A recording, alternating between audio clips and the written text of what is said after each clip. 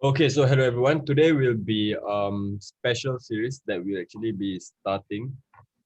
This won't happen every single first Friday of the month, but we'll do it whenever we can lah.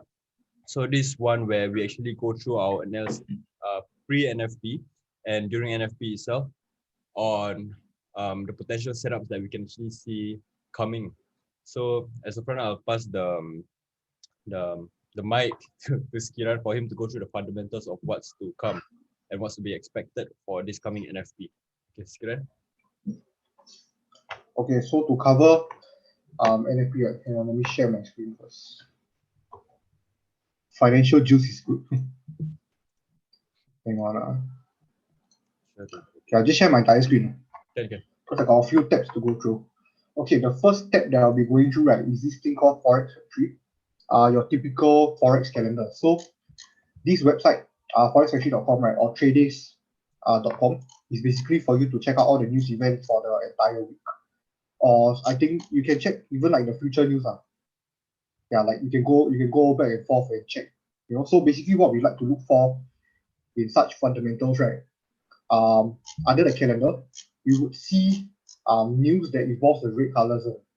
So news that affects red, like the impact is red color, right? Is usually the very high volatile news that will move the market the most. So like example, like President Biden speaks here, or we have like non-farm employment change, which is what we are looking at today. Yeah, so yellow news are usually the most light impactful ones, and orange news are the ones that are a little bit more volatile but not as bad as the red.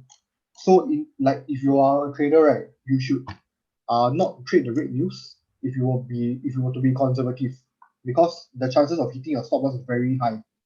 Not even due to your analysis, but like the fact that the market can increase spreads, your broker can increase spreads and like maneuver the market, right? The ability to hit your stop loss is extremely high.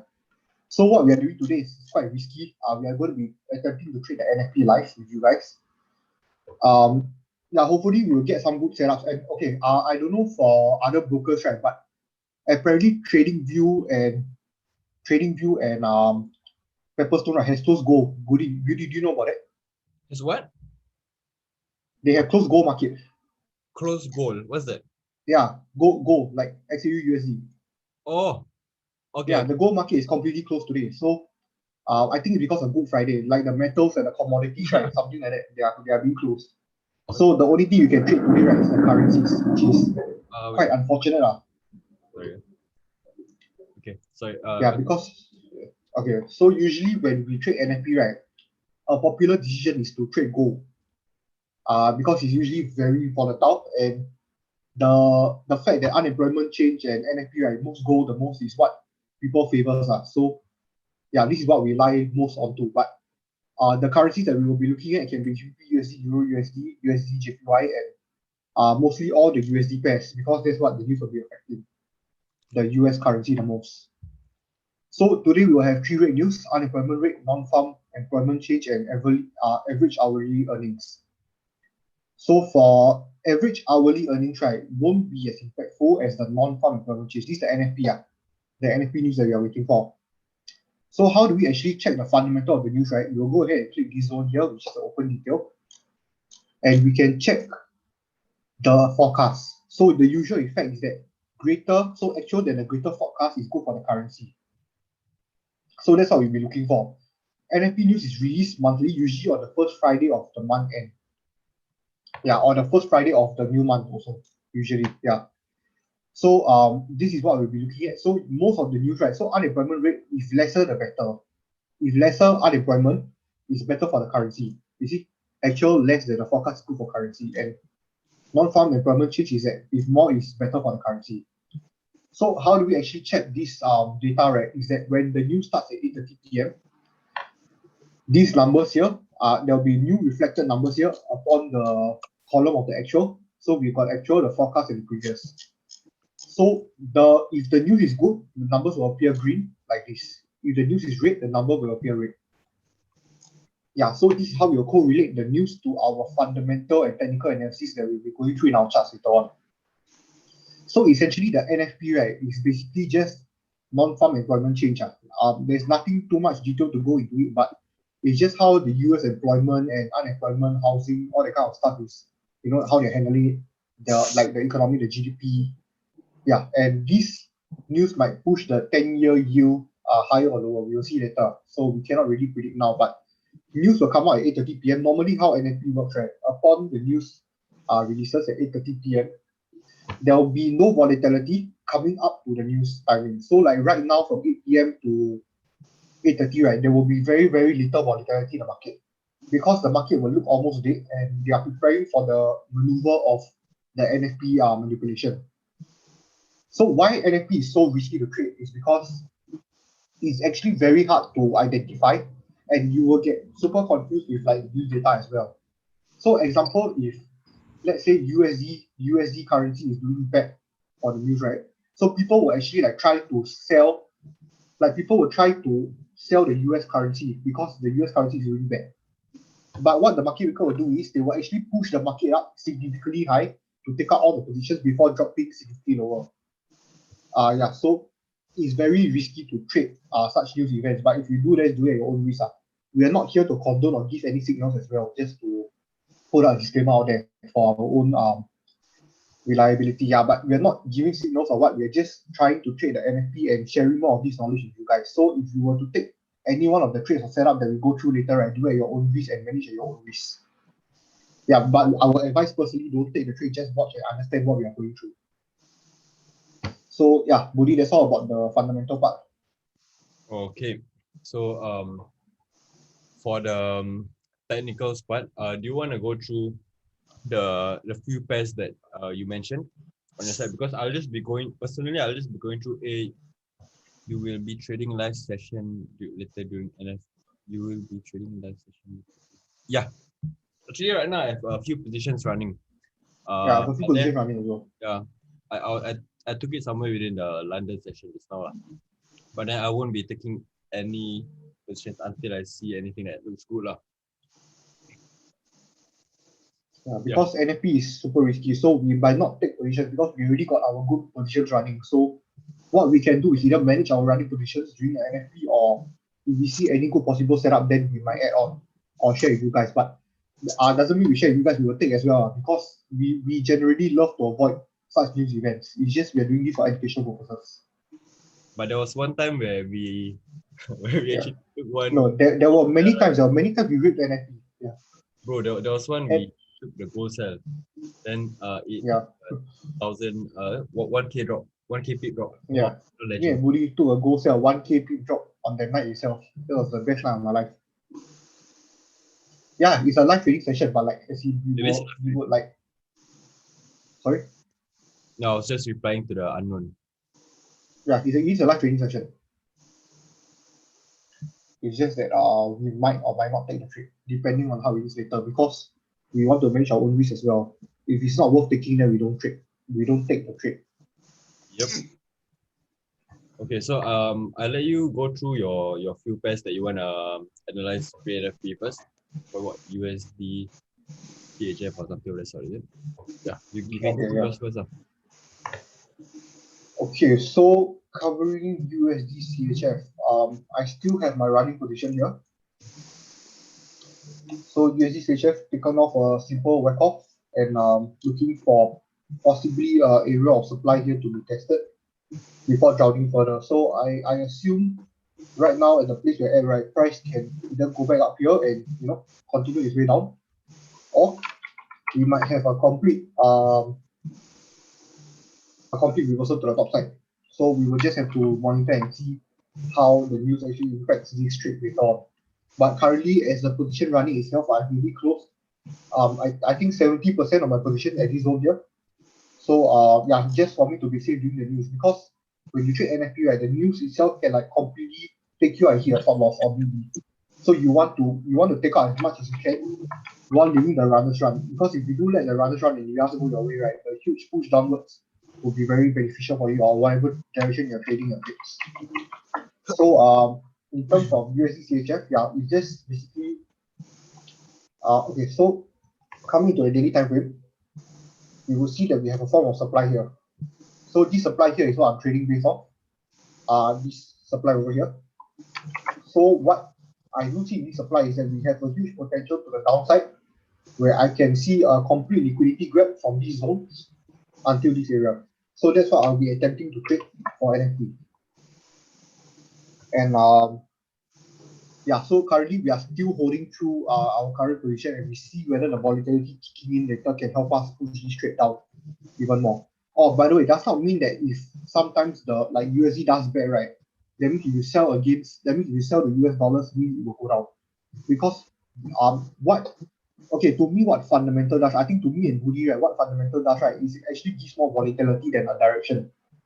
So it does not mean that something is big or good, it will go its way. You know, it's more of the volatility towards what it's supposed to do in the market. Yeah, because if USD is bad, like if USD is big or some shit, then people will be obviously selling. There'll be too much sellers coming, you know, so there'll be some sort of manipulation that will have to take place during those times. Yeah, for us to yes, but okay, for gold, right? Gold is completely gone right now because yeah, the market just closed. I don't know. I have no idea why. I think Good Friday they closed the gold market. So there's no And point. Actually. yeah, there's no point going through gold. But what I do see from gold, right, just to give you a rough okay. Okay, so you see I have two gold charts here, XAU USD, right, and the gold actual one. Notice how gold, right, is 1734 and XAU USD is 1729.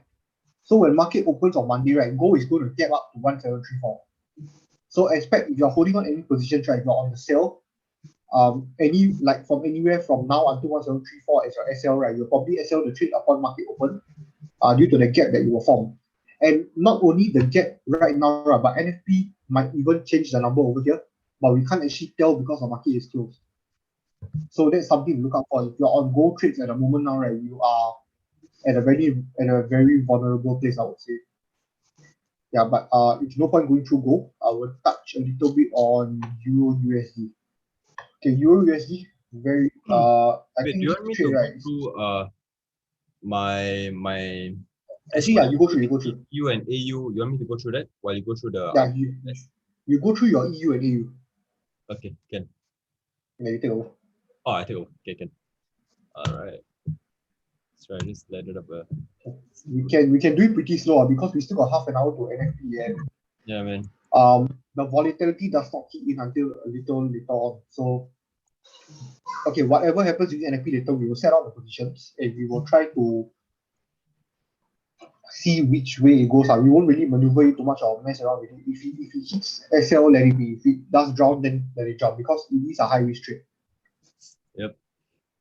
Okay, yeah. So basically, okay, if you guys can see my screen, right? Correct. Okay, so basically, I had a few trades sent to the trading floor to our where our students are in, and this is one of the positions lah.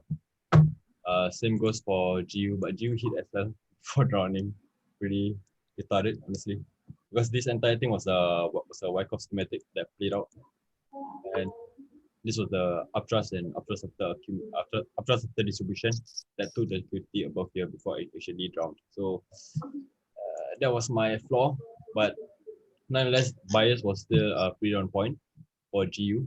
EU was also pretty sick. I mean, I just put here, but actually we can just drag it here.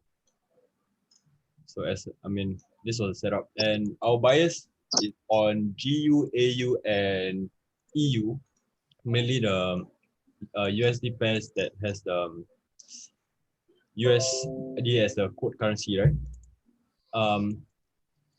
It's actually bearish. That's our bias for it. So I'll go through. Which one should I go through first? Yeah, I'll go through EU first. Actually, the reason why we actually what is this? let me clear this up. It's a bit messy. I hate it.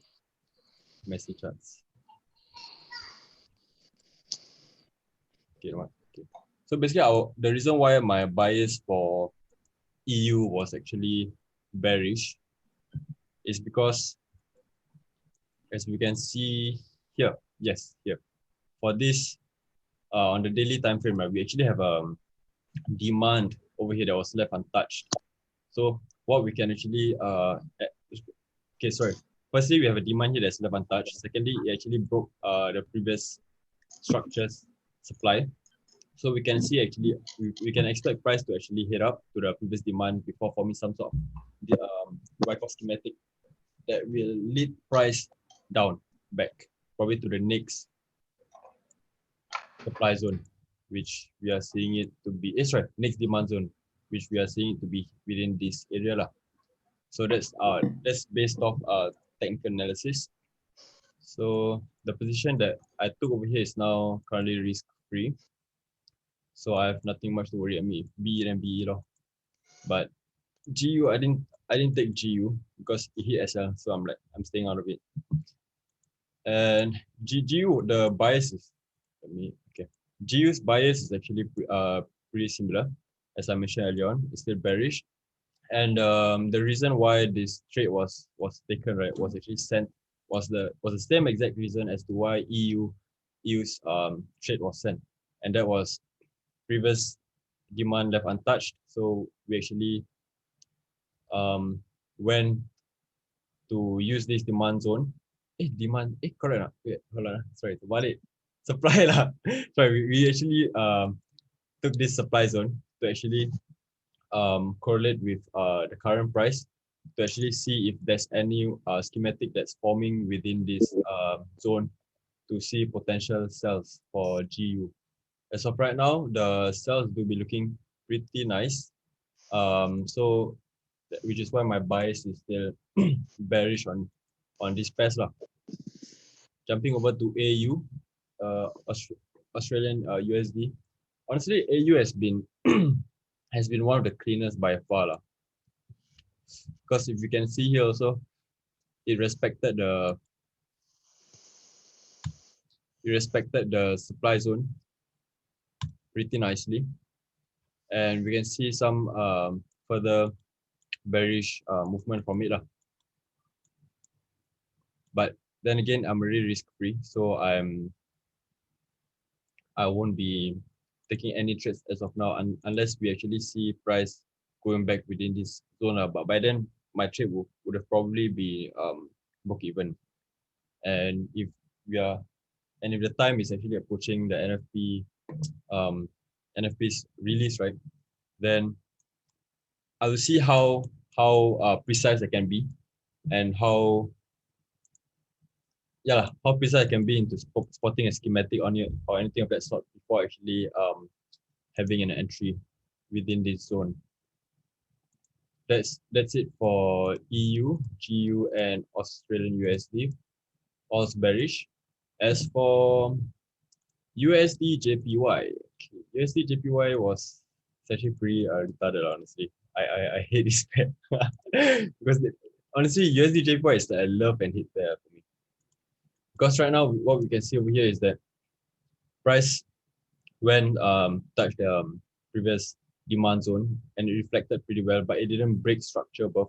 So what we can see is that we expected, personally on my side, on my point of view, right, we expected price to actually come back to demand zone before actually, we expected price to come back to the demand zone one more time before price could actually continue pushing up. And that is basically USD's currency gaining strength lah. Guys, feel free to ask any questions. Oh yeah, so feel free to ask any questions lah, because from now till 8:30 we do have plenty of time, and we can answer as many questions as you want lah, but not too much or too in depth to where we actually expose our strategy. We technically are, but I mean, it is what it is, you know. Okay, so jumping over to DXY, what I actually saw was for price to actually come to this demand zone and respect it before actually shooting up further, but it did for a while before actually drowning. So the fact that price drowned, the fact that the USD currency drowned further, right? What we can actually see from this point on, right, is for price to actually react within this and continue shooting up, because it clearly didn't respect this hourly demand zone.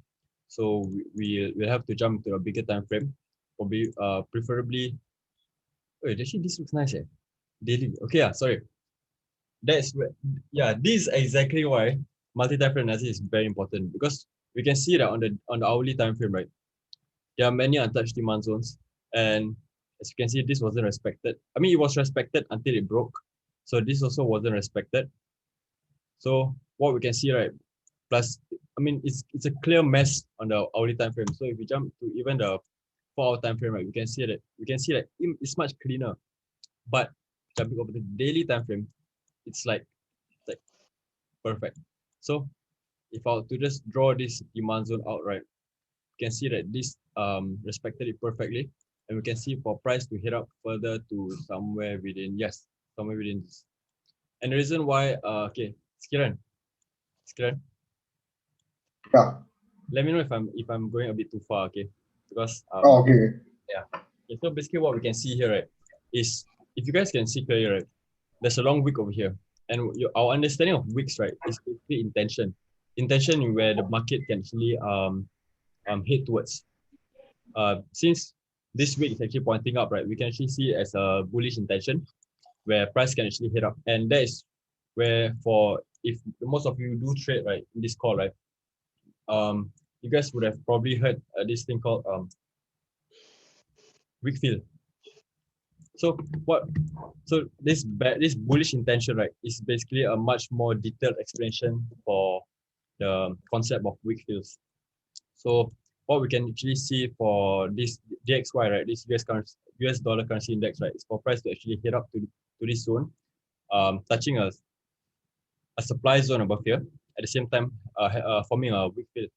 So bear in mind that my bias for DXY is actually to continue heading up, right? It makes sense for my bias on GU, AU, and EU to be bearish, since since if the US currency index does hit up, obviously GU, AU, and EU will drop. So that is my complete analysis on AU, GU, EU, and US dollar currency index, same as USD JPY. Yeah. So if you do want to take any trades, just do be very careful on the trades you're actually gonna take. Just, I mean, if you want to buy, then I mean, by all means, increase your analysis, but it's definitely not how we're going to be trading it lah. Okay, so what do you think is the best pair for Wyckoff besides the main 8 pairs? Yes, basically Wyckoff applies to all markets, be it gold, USD, GU, AU, USD, JPY, just name it lah, just any single pair. I mean, this is not all the pairs, but then literally any pair. Because this, how to say this? Wyckoff happens every It's just a market cycle. It's a market cycle, where it happens at every time frame from 15 seconds, 30 seconds, 1 minute, 3 minutes, all the way up to the daily, weekly, monthly. It also happens there, and it happens at every pair. So the moment you actually understand Wyckoff, you can actually understand what market is doing at every area, be it if it's marking down or marking up, or if it's forming a scheme, distribution schematic or accumulation schematic. Any market with candles. Any market, like you can use crypto market, metal market, commodity, So, jazz. I'm not too sure though, because I never really used Wyckoff or crypto before. But As in I heard people use it. oh, legit. Yeah, but Yeah, for the rest, people do use it on crypto. damn, I didn't know. Yeah, Yeah, very famous in stock market, very famous to use Wyckoff. really? I mean, the person who created Wyckoff was a stock trader. Oh, shit. Hey, bro, Yeah, actually, so yeah, wait, yeah, hold on. Actually, I'm already in EU and AU, right? But right now, just look yeah. I'm GU itself. EU also. Bro, I don't like GU. Like I wanted to take GU, but then like Bro, I hate GU, bro. I don't know. Freaking Yeah, cancel. GU is like tilting me. Yes, sir. I Okay, did not take GU. I wanted to take. so this is what I'm saying. What will you guys trade NFP and not trade the safe and not taking the safer route, only trade after? Okay, so no, we will be trading like okay, so when if you are on par with like your technical analysis and everything, right? If you are able to cut out the noise of the market, the volatility and the noise of the market, right? Whether you trade during NFP or after NFP, right, the result should be the same. So like, but it can be very misleading. So that's the only thing. Like, there will be times that you get correct if the proper volatility kicks in, but depends also on how the market maker catches liquidity and replays the market pre-NFP and during the news release itself. So we're not taking a safer route to trade because we want to give you guys some thrill here, but I think also to share with you the actual knowledge of fundamentals. The main purpose of this is like for educationally fundamental purpose. It's not to show whether we are able to take trade from NFP or any other risky news, because generally when it comes to interest rate news, ADP news, GDP news, price index news, NFP news, right, we don't really touch the markets too much because it does mess around with the volume, and the noise in the market is too much to be taken in for. So we do know how to manage our risk that way. Unless you are an experienced trader and you know what you're doing, then it's fine if you want to trade the news. But just for the purpose of like this entire call, right, it's just purely educational. Like even if you do take a trade, even if it's a winning trade or a losing trade, we will hope that you learn something from this fundamentally instead. Oh, whoa, bro! As you're speaking, I Yeah. was thinking through what do you call that? GU, right? Yeah. Yes. Sorry. I hope Skina was able to answer Nizat's question. Okay, so jumping over to GU, right? What we can see here, right, bro? Okay, serious, this untouched supply. Yes, right, untouched supply, right? Then, let me just get this across. It broke structure. Clear BOS. Yes, it broke structure, and it respected this demand zone. This supply zone, and then it's drowning. Because it makes sense, because it wouldn't come back to this this zone above here, because it already broke structure. So we kind of missed it, but yeah, we actually kind of missed it. I mean, I'm on EU and EU. I don't want to be too much. I don't want to be on too many USD pairs. True lah. But my EU and EU running pretty well with this. I'm just gonna let it be. Yeah. Plus Bro, can you help me check USD CHF or not? Do you think the spring, like what's occurring now? USD. Because yeah, I'm at the SOW again. We're still consolidating at the SOW. Where's my USD CHF? Eh? Sorry, okay. Okay, by the way, remember when I told you about USD CHF? Yeah. When was the last time I actually opened up this chart? I think we talked about it on our Monday Insights. Oh, yeah. Okay. Either way, because remember when I mentioned when I told you through Telegram about having taken at your sign of weakness? Yeah. Correct. Bro, I think I hope you had your partials taken at your sign of weakness. No, I took my partial at the bottom, the last point of sign of weakness. Perfect, bro. Because it makes sense, bro. Because if DXY is gonna continue heading up, right? USD CHF. Yeah. But why USD CHF, right? Touch the supply and then drown from there. Sorry? Touch why USD touch the new supply that is formed. This one, is it? Yeah. Okay, we'll go into the video. Actually, it's possible. It is But possible. I scared the volume right of the news will break the supply. Yes. Okay, it is very possible, but then again, right, bro, we have one thing you can take note of, right? If this supply is gonna be respected through the understanding of Wyckoff, right, it would have already went up and then continue going down.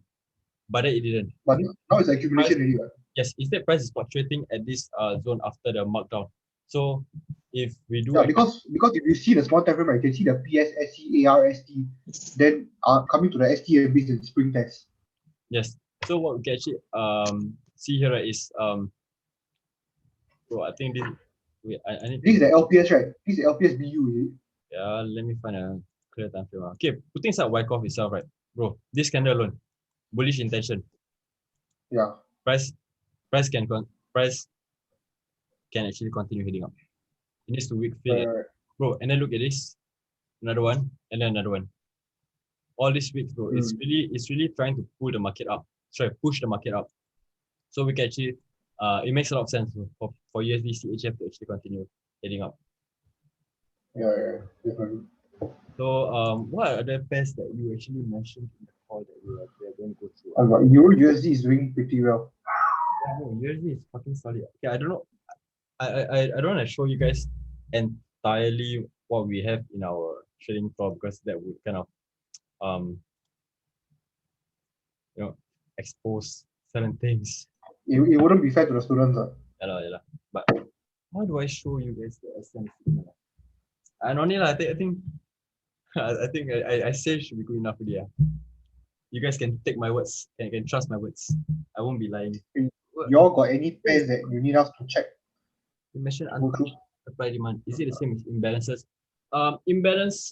Imbalances, untouched supply and demand, right, is not the same. That is completely not the same because imbalance when unhealthy price action occurs in the market and price needs to actually form healthy price action by actually filling up the um, the zone which doesn't have any wicks to actually form healthy price action. Yeah. For for demand and supply is more like, well, how do I put it into a term that it won't actually. Demand and supply, okay, like if you put it institutionally, demand and supply, right, it's just the area of where liquidity is made and the market maker okay, let me Budi, I share my screen for. Oh fuck, bro, my heart pain, bro. Oh shit. Yeah, but I really don't want to take this. The volume was too low already. I feel It like was too I'm good. dying already. It was too good. Serious, it was too good. Shit. Yeah, yeah. Okay, It's pretty clean now. Yeah, I'll let you share your screen. Okay, this is just a small little lesson that okay, I cannot go too deep into this, but to just give you like a understanding of untouched supply and demand, right, versus imbalances. Okay, so which oh shit, my bad. I was doing some other work later. Okay, so what are untouched supply and demand? Untouched supply and demand is basically areas that have not been visited. So if you have a supply area that starts a supply area and then you have green candles coming down, I mean red candles coming down, then this is your area of supply, correct? So with this area of supply, you want to see market have an order flow in it where supply touches supply and demand touches demand. So market always moves from supply to demand.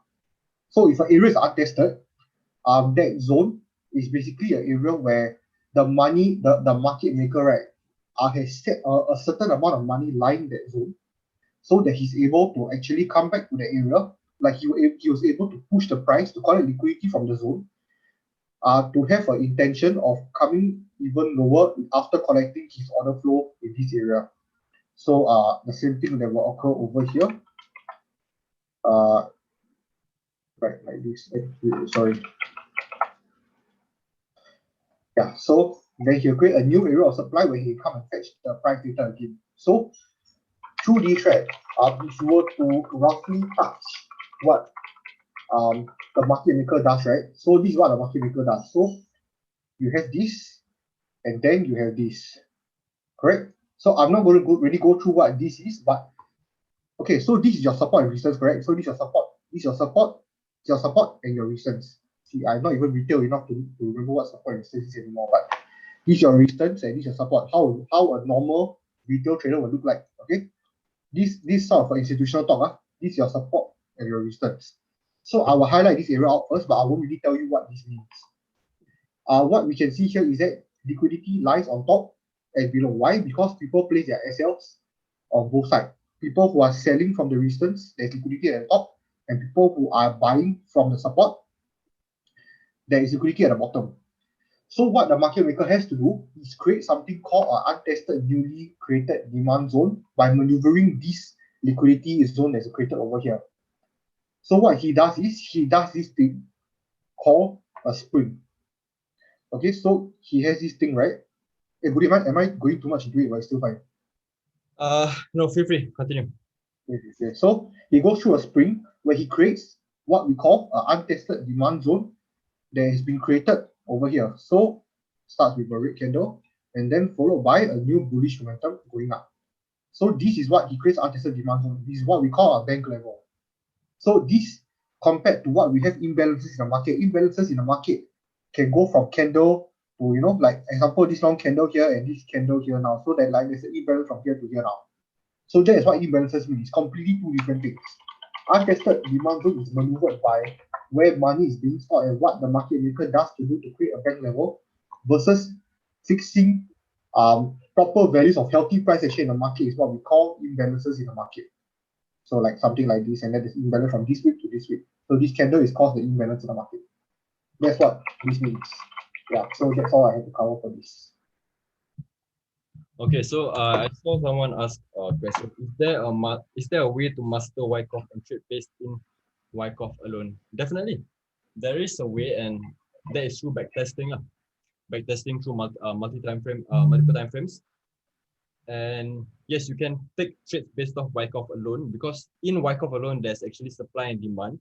So if you do study Wyckoff, solely Wyckoff, you will also definitely pick up supply and demand along the way.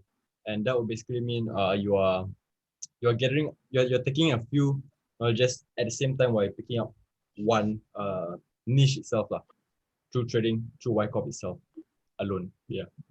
Do you teach that in your course? Yeah. We actually Yeah, we cover SMC in our course. basically, okay, if I go back through our program structure, we actually, what is it? Okay, for our less, okay, what time is it now? Okay, we have about 6 more minutes. Okay, basically for our first lesson, we go through introduction and psychology. Basically, anything and everything that a person who's new to trading needs to know. And then lesson 2 will be going through basic price action like your support and resistance and trade management. There's a reason for that. And then lesson 3 we'll go through in-depth chart analysis where we actually teach you structural patterns, all those retail stuff. And then the reason why we're actually teaching that is so that when we jump on to lesson 4, which is the institutional price action, which is also known as the smart money concept, that is where you'll be able to understand why 98, is it 98 or 99? There's quite a lot, right? But 95, 1995.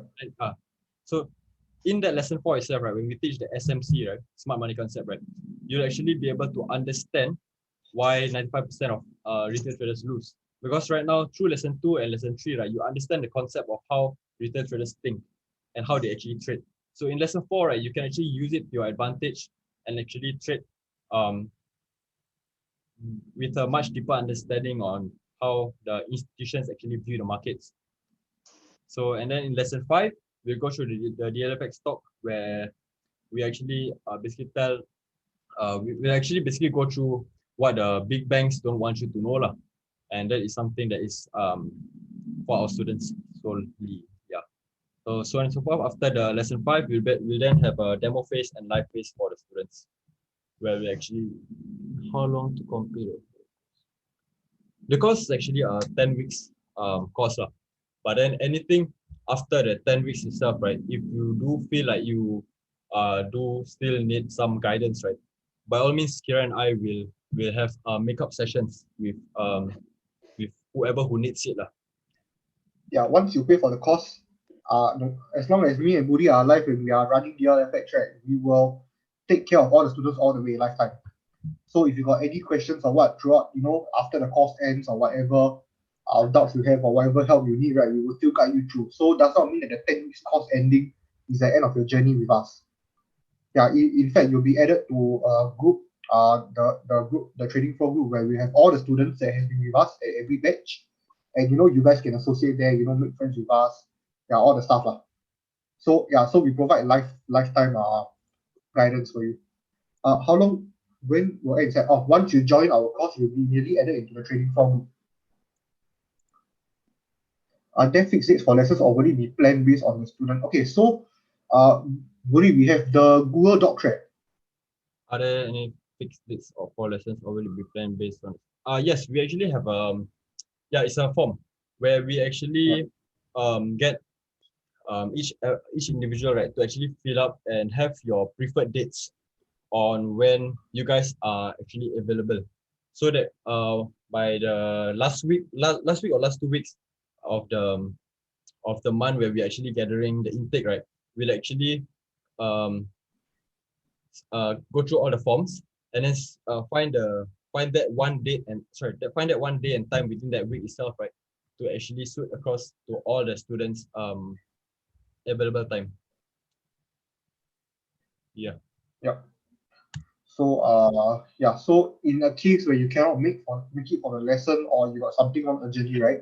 You can always text us and we will do a makeup for the lesson. So you don't have to worry about missing the lessons.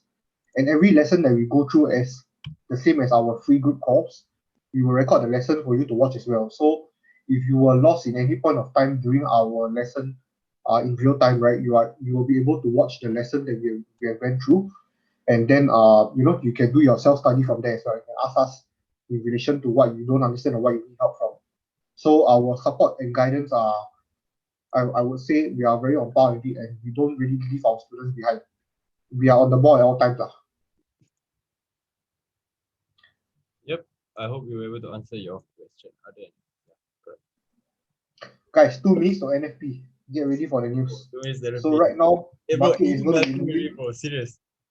Yeah. You see, like the market is going to start kicking volatility at the moment now. Roughly near the NFP. And once NFP starts, right, the entire market will switch in super opposite directions. Okay, so And just just range, yeah, okay. So just super messy. my mind right now a bit too messy, honestly. But then what we can expect is for the employment rates, right, to be lower than last month. Yes. Yeah, the news, right? You saw the news, right? Yes. So wait, okay, wait, why is it high?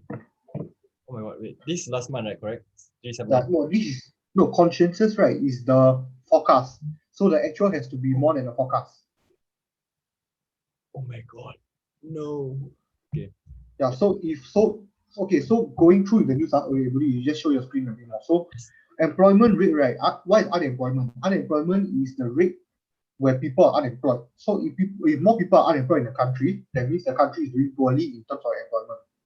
So in order for USD to gain strength, the unemployment has to be lesser.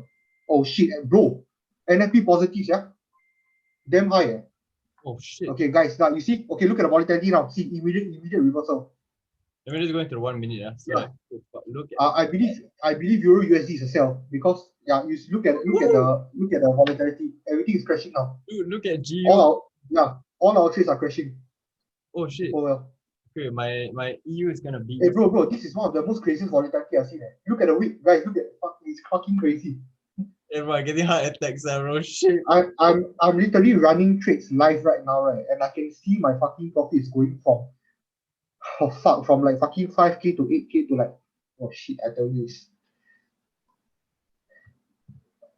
yeah, like it's crazy moment. So this is why, if you don't understand how market manipulation works, right, you don't trade, because you will get stop hunted super easily. Like I think the guy unknown asked, right? Okay, so was it? Yeah, so this is why it's very risky to trade. This is why, like, although it's a live trading session, right, we don't want to force any trades, because the manipulation is extremely high.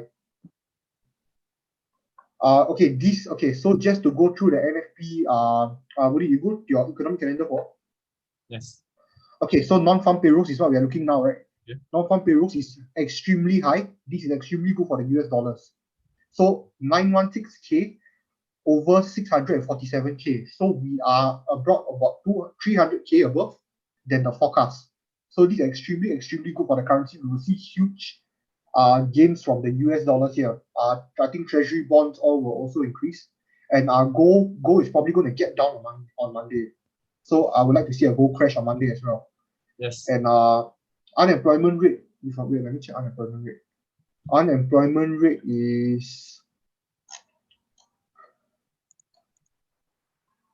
where's the unemployment rate? Okay, unemployment rate is not doing too good or too bad, it's very neutral. So if a news is very neutral, right, no effect will take place in terms of news. But the fact that non-farm payroll, the employment change, that thing itself had such a big impact, right, that will carry USD currency like solo by itself. Yeah, but if you were to trade this, right, then most likely you would have been gotten out of any trades Yeah, bro. very fast. Lucky I never take. No, even if that GU cell was taken, right? Bro, I Yeah, wouldn't have been taken out, bro. Serious. I was damn safe. yeah. I think Bro, you think AUD Bro, USD that's the dangerous or not? magic, bro, of supply and demand. Serious. Like, honestly, okay, straight up. Okay, straight up. Yeah. You do trade. Hey, bro, I should close the rest of my USD CHF, right? Uh, yes. Yes. I would say yes. Okay. Yeah, yeah. Example, if you jump over to Euro USD, right? If you do take your sales here, right? Sorry, your buys over at this support, right? You would have probably already been taken out. Probably you re-enter here your buy, but then like our buyers mentioned, we could actually foresee further downside movement because it actually weak both sides. You see, as you can see, it weak both sides, taking out liquidity from both sellers with their SLs above here, and at the same time taking out buyers with their SLs straight over here. So as of right now, of course, the direction may seem very off, but based off our technical analysis, we do actually see price heading down further. Yeah. Yeah, at this point, right, it's honestly very hard to give live trades like in terms of the position we're in now until we see further movements because as you can see the market is extremely volatile. So I wouldn't want you guys to like, take a trade right now and like hit straight into SL because the volatility will kick in all the way until 9 o'clock and probably even until 10 o'clock. So if there's a direction to the market of the volatility, right, then the volatility will continue all the way until tonight ends. So which is why usually on NFP day no one should trade if you are not trading institutionally, especially. Yeah, except commodities. Gold, stuff, right? Sorry, someone mentioned something. I was a bit out of the second mention. Okay, you're asking something about the Emporia, right? Emporia.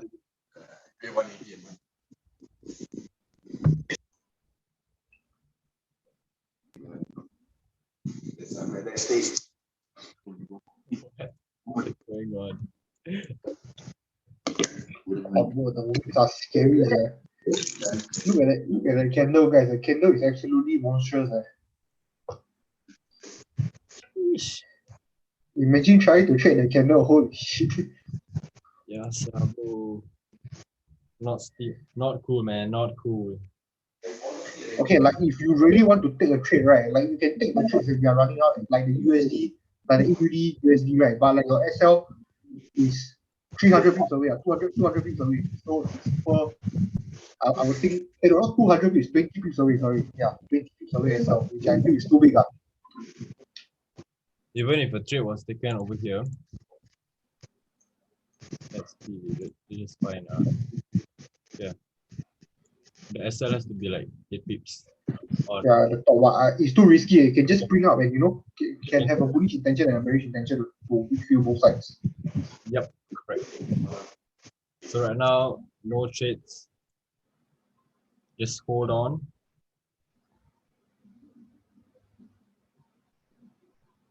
Just hold on.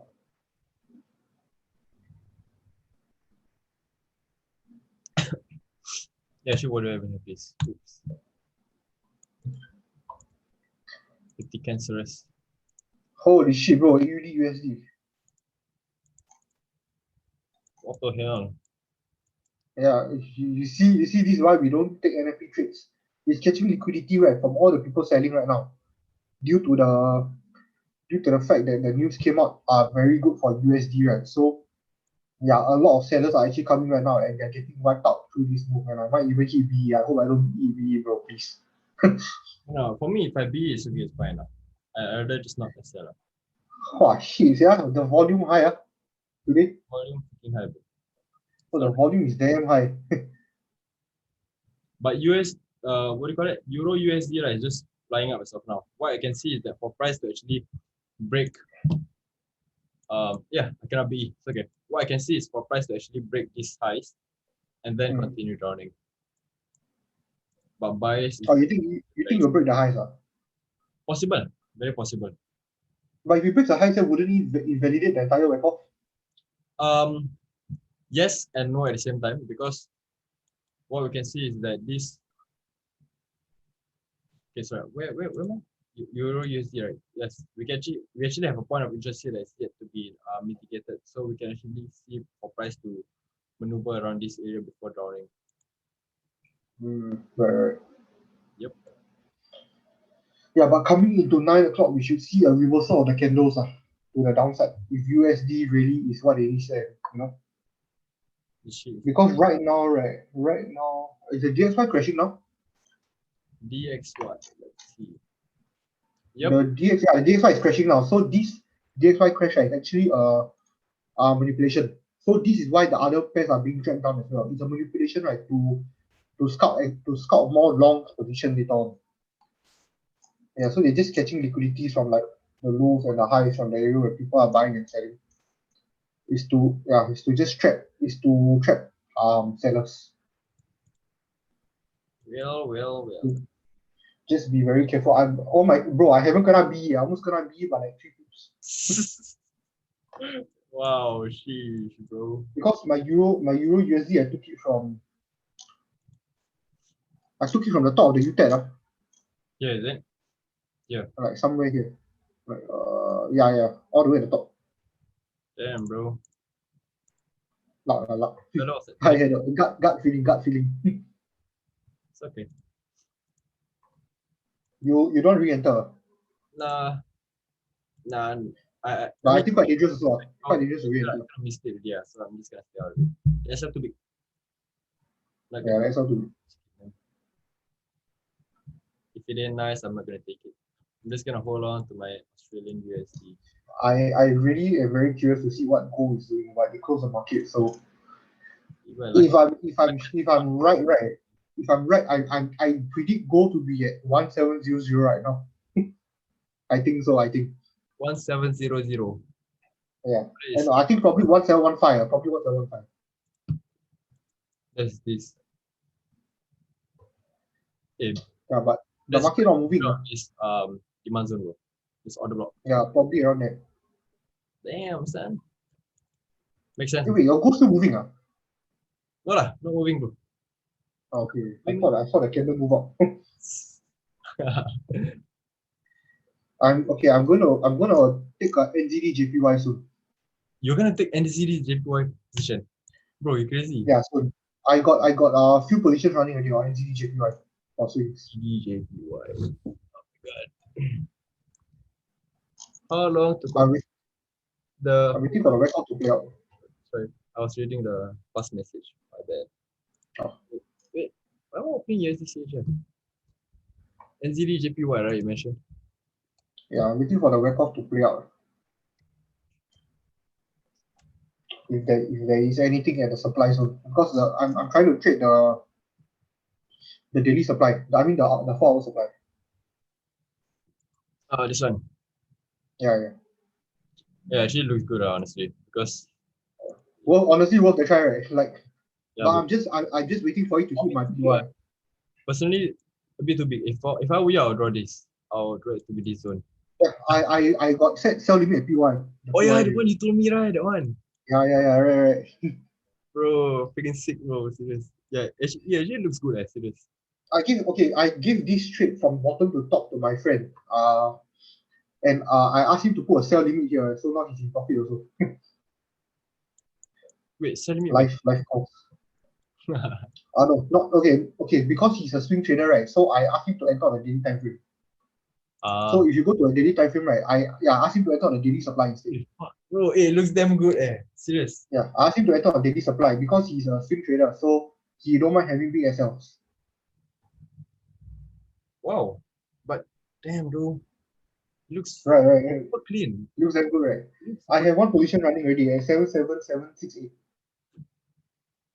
So currently in a tech creep drawdown. But as the lot size go high, I mean as the market pushes up higher towards the stop loss, right, I'll be adding more positions. But still managing my risk, of course. Yeah, bro, but it looks a bit it looks quite scary because we see this, right? This touched the supply zone, right? Then it went down. Then we test it, then went down. I'm afraid this might break it though. No, I feel that actually in the supply zone itself, right, there'll be a record that will play out. Okay lah.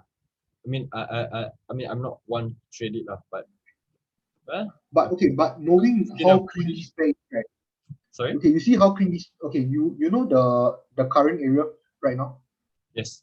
the spike at the bottom. Can you see it touch the demand zone? Like if you draw a rectangle at the bottom spike, You're looking at this one, right? And NZDJPY, right? exit GPY, Yeah. What's up? all the way at the bottom. No, on the daily time frame. Oh, you're talking about. Oh, this one, is it? Yeah, I remember the first trade that I took. I sent out in the group. Ah, yeah. Yeah, you see how clean the demand touch and fly. Yeah, bro. What the fuck? Wait, Yeah, so like bro, you go weekly time frame. You go weekly time frame. It's damn clean. holy You shit. see?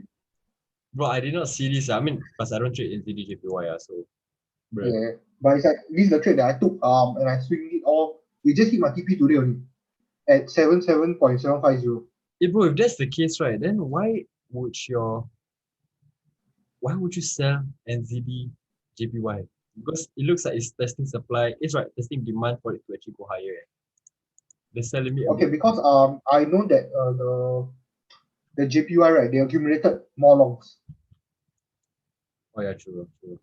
Oh Yeah, yeah, so I'm trying to be correlative with that. So yeah, so the contracts of JPY they have accumulated more longs. be careful lah. That's why GJ that's why GJ, right? GJ also pushed very high. GJ pushed very high due to the longs. Oh yeah, the top area over there. Yeah, but be careful lah, because this one is like a double top. Confirm retail traders, but retail. Yeah, confirm got a lot of liquidity above, I feel. So I mean, you know how a lot of people always counter trend, right? And that's how they get taken out. So, Yeah. but I'm not taking it because I don't trade this pair. No, but I still got my longs running. I only took out Yeah, 70% bro. position. Sorry. It's you and sorts, yeah. This is serious. You know, be eating wrong. Wow. I didn't shift myself to B because I expected this to happen. So I placed the same myself. Oh my heart. Why? But thank you lah. At least my AU still in lah. But still though. I'm expecting a drown for like if you really want to drown tonight, right? I'm expecting a drown like 50 to like 70 pips possibly. It's good lah. Take lah. Take. Send out. you sell Bro, you SL sell now your SL.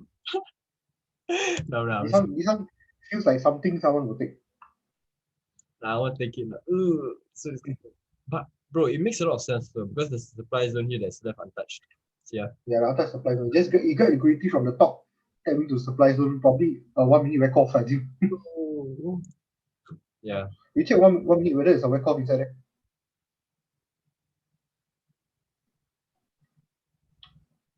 Actually a bit too Yeah. messy, I think no. Yeah. Hey, wait, It is. wait, that's counted as the Okay, so this move the candle spring down first, right? Correct. yeah. So spring down, like it shot up, sign of strength. Came down to retest and then continue flying up. So that So means in the second shot you would have seen an accumulation, right? You were spring. second strike you would have definitely seen a distribution. Yeah, a distribution. No, I thought accumulation first for the spring to happen.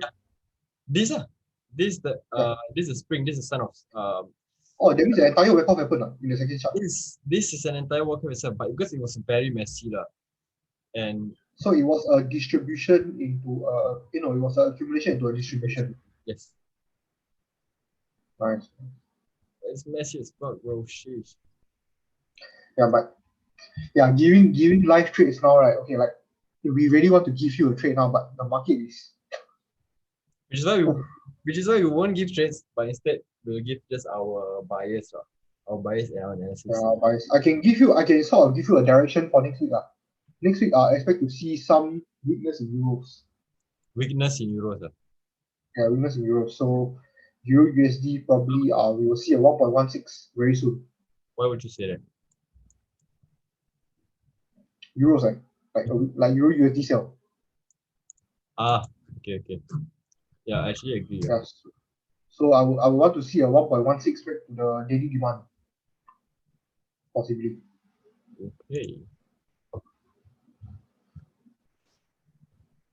Okay, so there's a long week.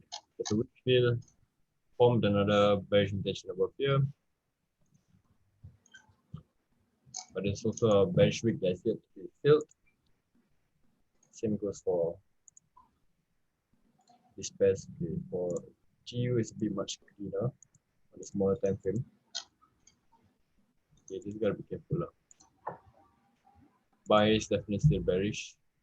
Not changing it yet. Actually, the only time I'll change my bias, right, bro, is if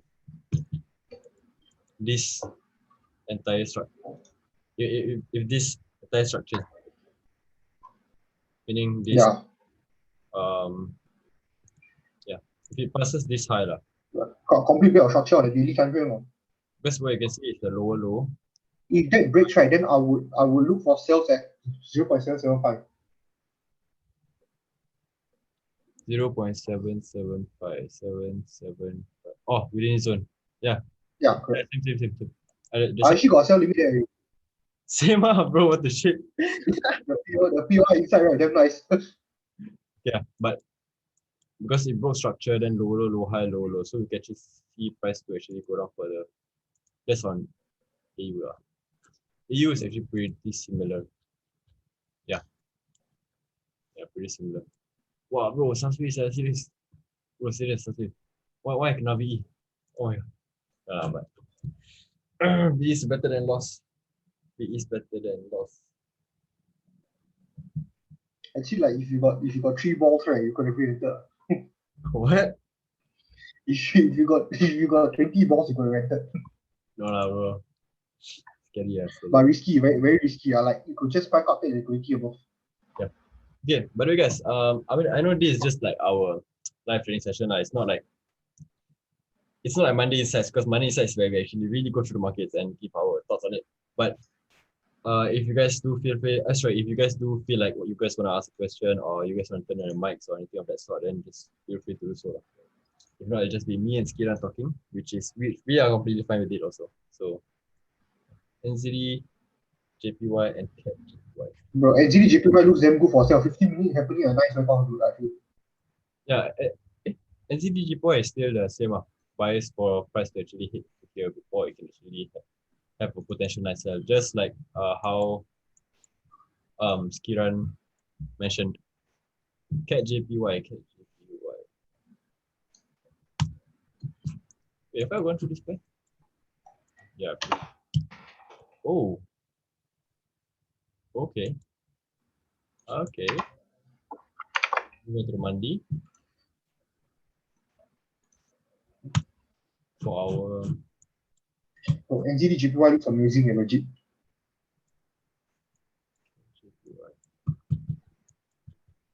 The record for 15 minutes, right? You go see the 15-minute record. Holy shit. Actually, CAT JPY, my bias still bullish though, but as to how my entry would be like, right, will really depend on what market is doing, because what we can see here is that there's a double top that actually drive price all the way down. So right now it's coming back up. Okay. So I have to just mark this zone. Mark this zone. Let me mark it out as frequency level. Okay, then I go into the daily time frame. Price is nearing that area. It can definitely break above here. So there's a double top here also. Above here and here. So definitely bias is definitely still longs. But as to how I'm gonna actually eye out for entries, right, is solely based on supply and demand also. Structure, this is kind of break structure. I'll say probably within this zone. Probably within this zone also. Then I'll look for buys. Yeah, definitely. But definitely look for sales. Unless you want to scalp the sales, then by all means. US. Let's look at USD CAD then. Okay, hold on. Let me look at my AUD first. Okay lah, not bad lah. Bro, wow. I cannot look at Euro USD. My heart pain. Okay, USD.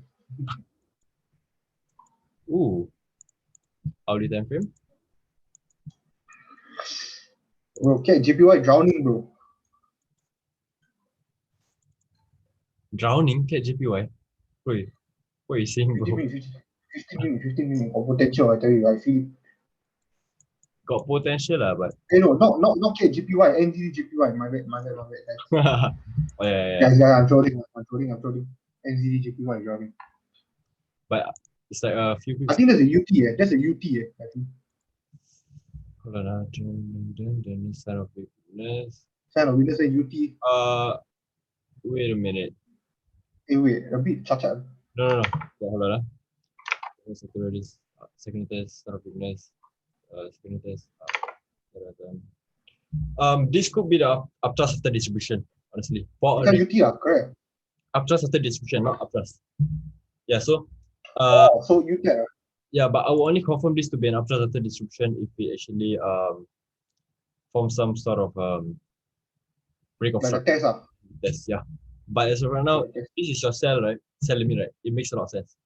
The fact that it's actually redistribution over in the 15 minutes time frame. Okay, where you were saying? Okay, USD cat. Previous supply zone. Okay, previous supply zone. Price could react here. Like buys. What the fuck, bro? Actually, USD cat looks nice for buys. Not kidding you. Yeah. Okay, USD cat, right, is an extremely good pair, right, to trade on NFP. If you're able to catch the direction. Bro, serious. USD cat looks damn good. It's either here. I'm looking for a longs either. Oh, fuck. Am I gonna miss it? Wait, bro, I might take USD cat. Yeah, either longs here or longs here. No, fuck it. I'm just gonna enter. But I missed the precise entry. Fuck it. Just enter. Okay. What time frame are you on? Okay, I bought already. 2 hours. Yeah, we check 1 hour. Yeah, but if it's not here, right? If it does hit my SL, right? Then I'm seeing for price to actually hit on here. Reason being is very simple. What we can see is imbalance. Yeah, this is where who was that who was asking something about imbalance in supply demand? Yeah, basically your imbalance lah, where there's actually gaps in the market where the wicks don't touch. That's on 2 hour, but if you jump to the 1 hour, actually it's much. Actually, the imbalance will be brought up here. Let's see, maybe it's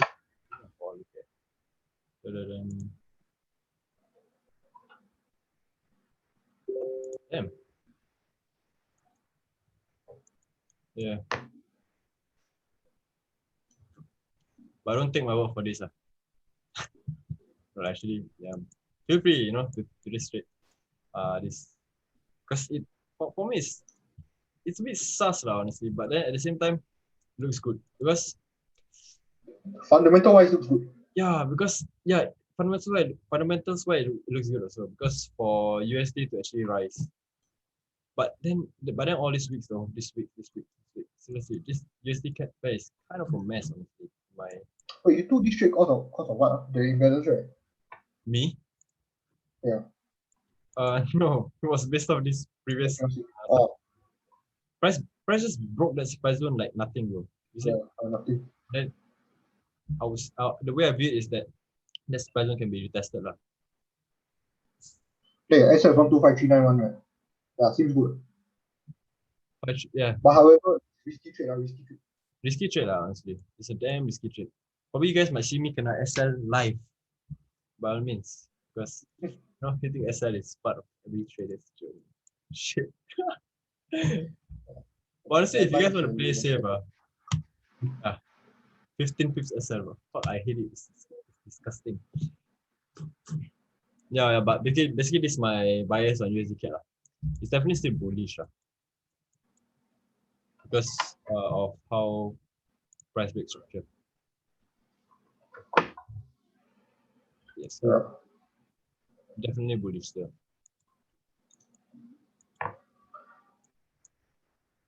But I have to monitor. I wanted to scout go, bro. I really wanted to scout go. And bro, imagine how Jake feels right now. Is Jake inside the phone? Jake didn't go Turkey. Yeah, sir. No, he left already. Jake, he always go like mad, bro. I don't know. Honestly, don't know how. Oh, he only trade gold, bro. Only gold, Yeah, he legit crazy, bro. Master scalper that said on. That time he sent me a screenshot. I think it was a few lots. on one particular trade for scalping, bro. That's mad, bro. Serious. Crazy. Buy, sell, like. Oh, yeah. Okay, so as of right now, is there anything that that's NFP related that you still want that you might want to go through, Sekarang? No, actually I'm done already. You're more or less done, right? Okay. Yeah, more or less done. Same on my side, it's just it's basically just a training session right now, lah. Okay, so that was the USD. Where is it? USD CAD. Let me just mark this. Actually, there's many zones below here that price can actually reach down here to touch. Yeah, it's quite a risky trade, but Yeah. I think if you should look at it as a fundamental trade, right? I think possible Okay, let me just output. sort this out first. Let me Because the bearish momentum that came down was too strong. There's a lot of FVG on top. yeah, bro. There's a lot of MP5 so P90 or fuck. Sure. I see I get the liquidity from the bottom.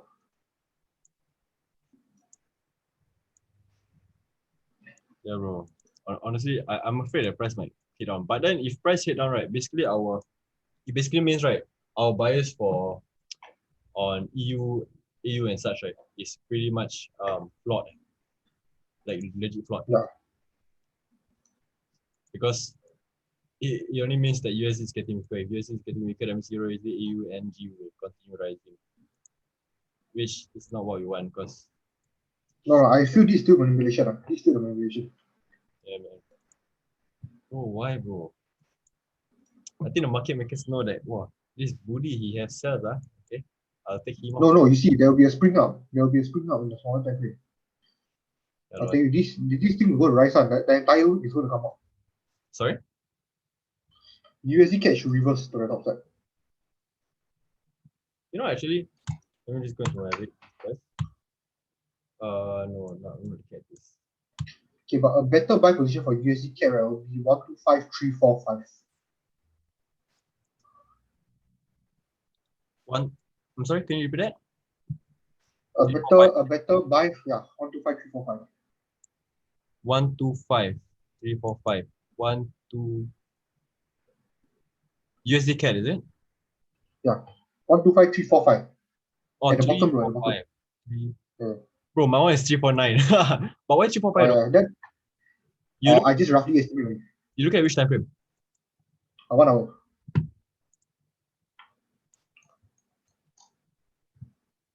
Oh, you're talking about this zone. Okay.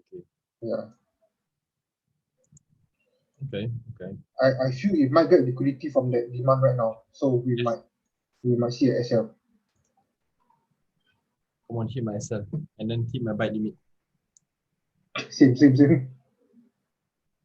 SL, hit buy limit, then fly. But very risky trade, so I wouldn't recommend anyone taking. If you took it out, farewell to you. But I only risk 1%, honestly. So I reached 0.5. it's not a bad I trade also. Sheesh. What's happening?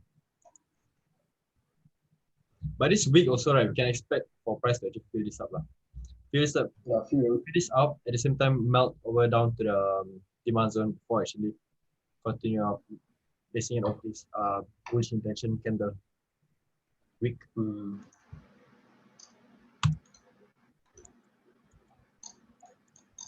Okay, it's 9 o'clock now. You're basically off Wyckoff, right, bro? Like this is actually how majority of Wyckoff traders actually trade. They will actually base it off certain supply or demand zones, right? And if it breaks that demand or supply zones, right, they will actually jump down to they will have another buy limit, like at the supply zone that's above that supply zone that got broken, or a demand zone below the demand zone that got broken. That's how they actually trade it. Because how price reacts to certain demand zones, right? Or certain supply and demand zones, right? Really based off entirely if you look into a small time frame, right? That's where you have more like a high win rate based off Wyckoff itself, lah. But if you just base it off the overall Wyckoff schematic, right, at the same time with your understanding of supply and demand, right, that's how it should fluctuate. Like this right now, how it's happening. Like if you to break this, not here, there. And then if it does break, then it basically invalidates the Wyckoff schematic, which is why this buy was taken.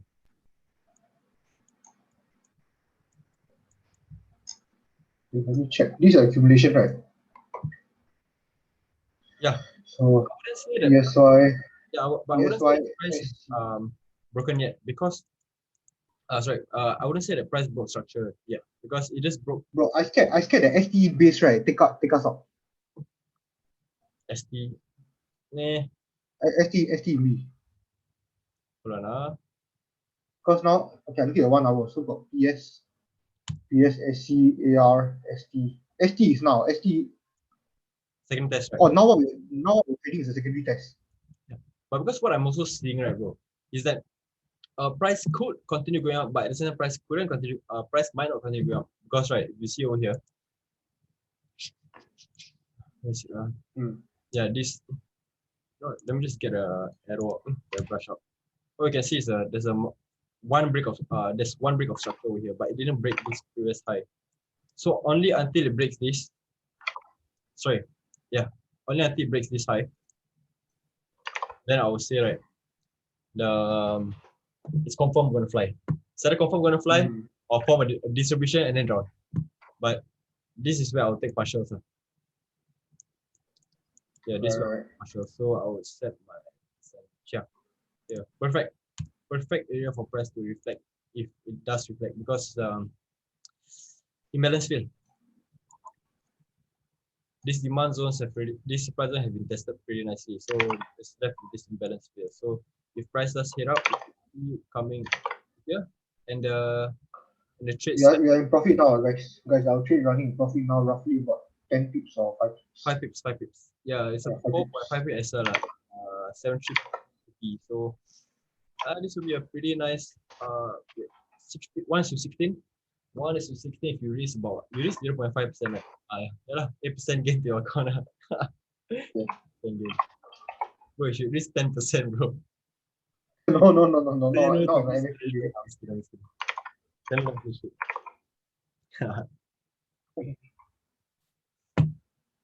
but it looks pretty sick, honestly. It looks clean. It looks clean if you just based it off this previous supply zone. But hey bro, you want to see something or not? But I cannot. Sorry, what's up?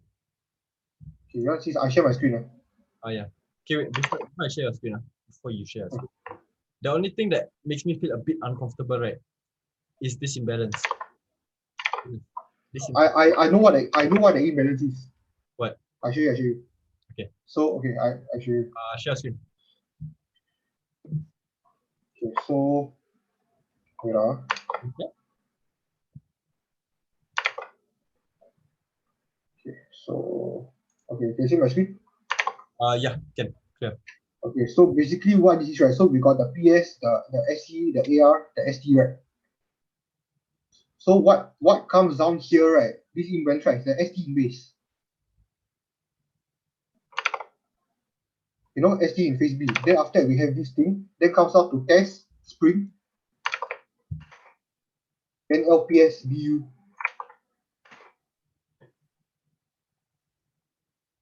know what I mean, right? Sorry, can you repeat that, please? Sorry, I was looking at my phone chart. Go fuck yourself. Not bad, bro. Okay, so this okay, so now we are on this trade, we're profiting on this trade, right? So we are basically trading the ST, right? Oh yeah, bro. So this is a PS, ST, AR, ST. So here, right, here is a ST base. So after come here, you know the top part after the AR, then after come ST base, take the imbalance, go up, do this, come test spring, like spring test, sorry. You're looking at a 4-hour time frame, right? Yeah, 4 hour. How do I say? Okay. There's certain.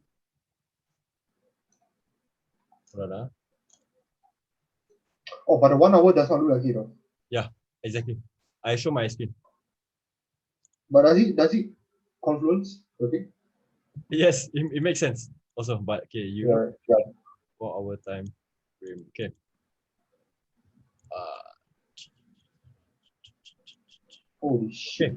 Bro, fuck, my trades all fucking money, yeah. Oh. okay, bro. Next Hey week, guys, live trade. Running profit, show them the USDCAD. bro. Next week, uh, let's go makan. Yeah, you go and makan. Guys, you know that we are not bullshitting. We just took a live trade in front of you. Look at USD cat flying. So right about here, after breaking that structure, right, hopefully it breaks the structure, then we will maybe take partials or SL to break even because it is a risky trade. So yeah, right now we are currently 10 pips already. 13 pips I think. Yeah, bro. This Wyckoff schematic is freaking nice, bro. What the Yeah, hell? that's why. I saw that also. Okay, sorry, guys. The reason why I was able to try it out This because is actually the spring. This is actually the test, right? That we are trading now. yes, Yeah. holy shit balls, bro. It's like I saw it 2 ways. I saw it the 4 hour. The other way that I showed you just now, I saw it this way also. So if it does, So what we just do now is the test. Yeah, the test. So we will TP at the. We will TP at TP here at this zone, one or what? yeah. Two. Above the AR lah. Above the AR, the SOS there. No, about the PS. Sorry, PS. Psychological. Psychology. What? Psychological support. Psychological support. Preliminary. Correct. Psychological support. Correct. Because for distribution and supply, for accumulation and support. Like Yeah. So this is a spring. Then now you're going to LPS, right? LPS then VU, then SOS. yeah, correct. But a bit. Yeah. I just need. And this makes sense, right? EU and everything is drowning also. Look at EU drowning. My account legit fucking a lot of money now. Bro, why I never? What? NFP did me dirty, bro. That's why I tell you, I never be just now. I fucking suck this bro, shit. open SL, bro. No, I'm just kidding. No. Never, bro. Yeah, Okay. but there you have it, guys. Your live trade USD CAD. Hey, whoever mentioned USD CAD just now, right? You deserve a fucking cookie. Seth cool, bro. No, you open up a nice pair for us. But My honors to you. yeah, but honestly, bro, this is where you wanna be very careful. Yeah. That's where you want to. That's where you want to be. Honestly, like if Yeah. you are very conservative, I'll take partials there even. Yeah, I was you know what? I think I said BE right now. If I I will let it run. I will say yeah. I'll let it run because after bro. this, It's damn right. if this trade is really real, right? If this is really the real test, right? Then it should be LPS. It shouldn't come to DRs already. Yeah, bro. Honestly, but I'll tell it to be yeah. Where is it? Wait, this one is Holy shit, bro! The EU, fuck, spicy. yeah. Okay, set to be already. Feel time to just bring it up. You know, actually, I just Hey, you guys got any questions? Or not? pretty solid, not bad. Thank you, Sam. If no question, I want to go enjoy the 5-star dining dinner already from the NFP reward. Hey, where should I go to buy a boat? Together, we got no losses on NFP so far. The first Yeah, NFP together was the gold cell mah. yeah, the gold sale. The second one we met at Starbucks. The Starbucks one, right? That one was I cancelled. think That one was yeah, cancelled. cancelled. But then it But was that also we didn't lose. We like sort of B. wow, bro. That one is crazy, bro. We keep going out Starbucks to smoke, bro. Just smoke because that's wow. Freaking legend moment, bro. Serious memories. Okay, but this is, bro. If we don't lose in this live trading session, right, we basically have a win streak. Sure. We have no losses. Maybe I should get a course for free, bro. Okay, like shit. But then later all the other students sue me how. Later one by one, everybody. Yeah, no, but really thank you for the trade. It was a very good pair to trade off. But okay, honestly, Seth, did you take the UCAT? Did you take a buys? If anybody, Anyone take if the buys? anybody did take the UCAT longs, right, please just let us know because it's freaking solid. Serious, no kidding. And you guys at one point, right, thought the trade was going to reverse and hit our SL, right? Don't lie. I know you're inside there. Confirm basket. Like, these people going to hit SL. And look, does it look like we hit SL, bro? Hey, bro. I was freaking right, I bro. took. Hey, bro, Han took the trade. Hey, bro, you took the trade, right? Can you DM either me or Budi and maybe like write some like review about it? You know, like for fun. Or you can just, I mean, if it's Or you just screenshot the trade and send us lah. yeah, of course Yeah, we were hesitant on the trade because because we were trading NFP. yeah, bro, trading NFP, no kidding, bro. It's quite torturing for the mind. Yeah. It's pretty clean, honestly. Like after I actually draw out this Wyckoff schematic, right, it was pretty nice. Like On the emotional part, right? Emotional part, we were hesitant. Literally anything that, but I think in terms of technical analysis, right, it was pretty positive. where was it? Yeah. Yeah, man. Pretty Yeah, clean. but if anyone's on this trade, do watch out because it's Yeah. NFP and you can just see your BU. So everyone in this trade just be just be safe. Yeah. Wish to be safe Thank you. because it's forming some sort of reaction towards this. Yeah, let me go into the smaller time frame. Let me see what's happening. It's reacting to the supply also. It should be Yeah. But okay, trying to look at it in a retail perspective point of view. Yeah, I'm gonna try my best. Okay. Let me just get out my retail key level. Okay. People definitely take sales, correct? Because the break and retest collection of liquidity in their point of view, then another break and retest. So if this break and retest, they will definitely take sales here with the SL above here. And then which is it makes to sense get the for supply, so the supply will shoot above. yes, the reason why it's forming reaction, I would say it's probably forming some sort of order block gathering sellers. And then after price probably have some reaction heading down, and then it might just nope, it's not bad. It's just that how do you put it in like Okay, if you are a retail trader, okay, I think okay, let's say if you are a retail trader, right, you are most of the time on the most disadvantaged side of the market because you see, right, retail traders, like, everyone knows where retail traders are trading, but no one actually knows where institutional traders or people using smart money contract, where their orders are getting filled, except the market makers, because your orders as an institutional trader, right, is to be on par with the market maker. But a retail trader would not know the market maker's order or would not know where the majority of the SL, limit order, stop order, buy order, all the orders are staying at. So if you are a retail trader, right, you will still profit in the market. Okay, honestly, right, you will profit in the market as long as you don't have greed, as long as you don't have bad psychology, as long as you use SL.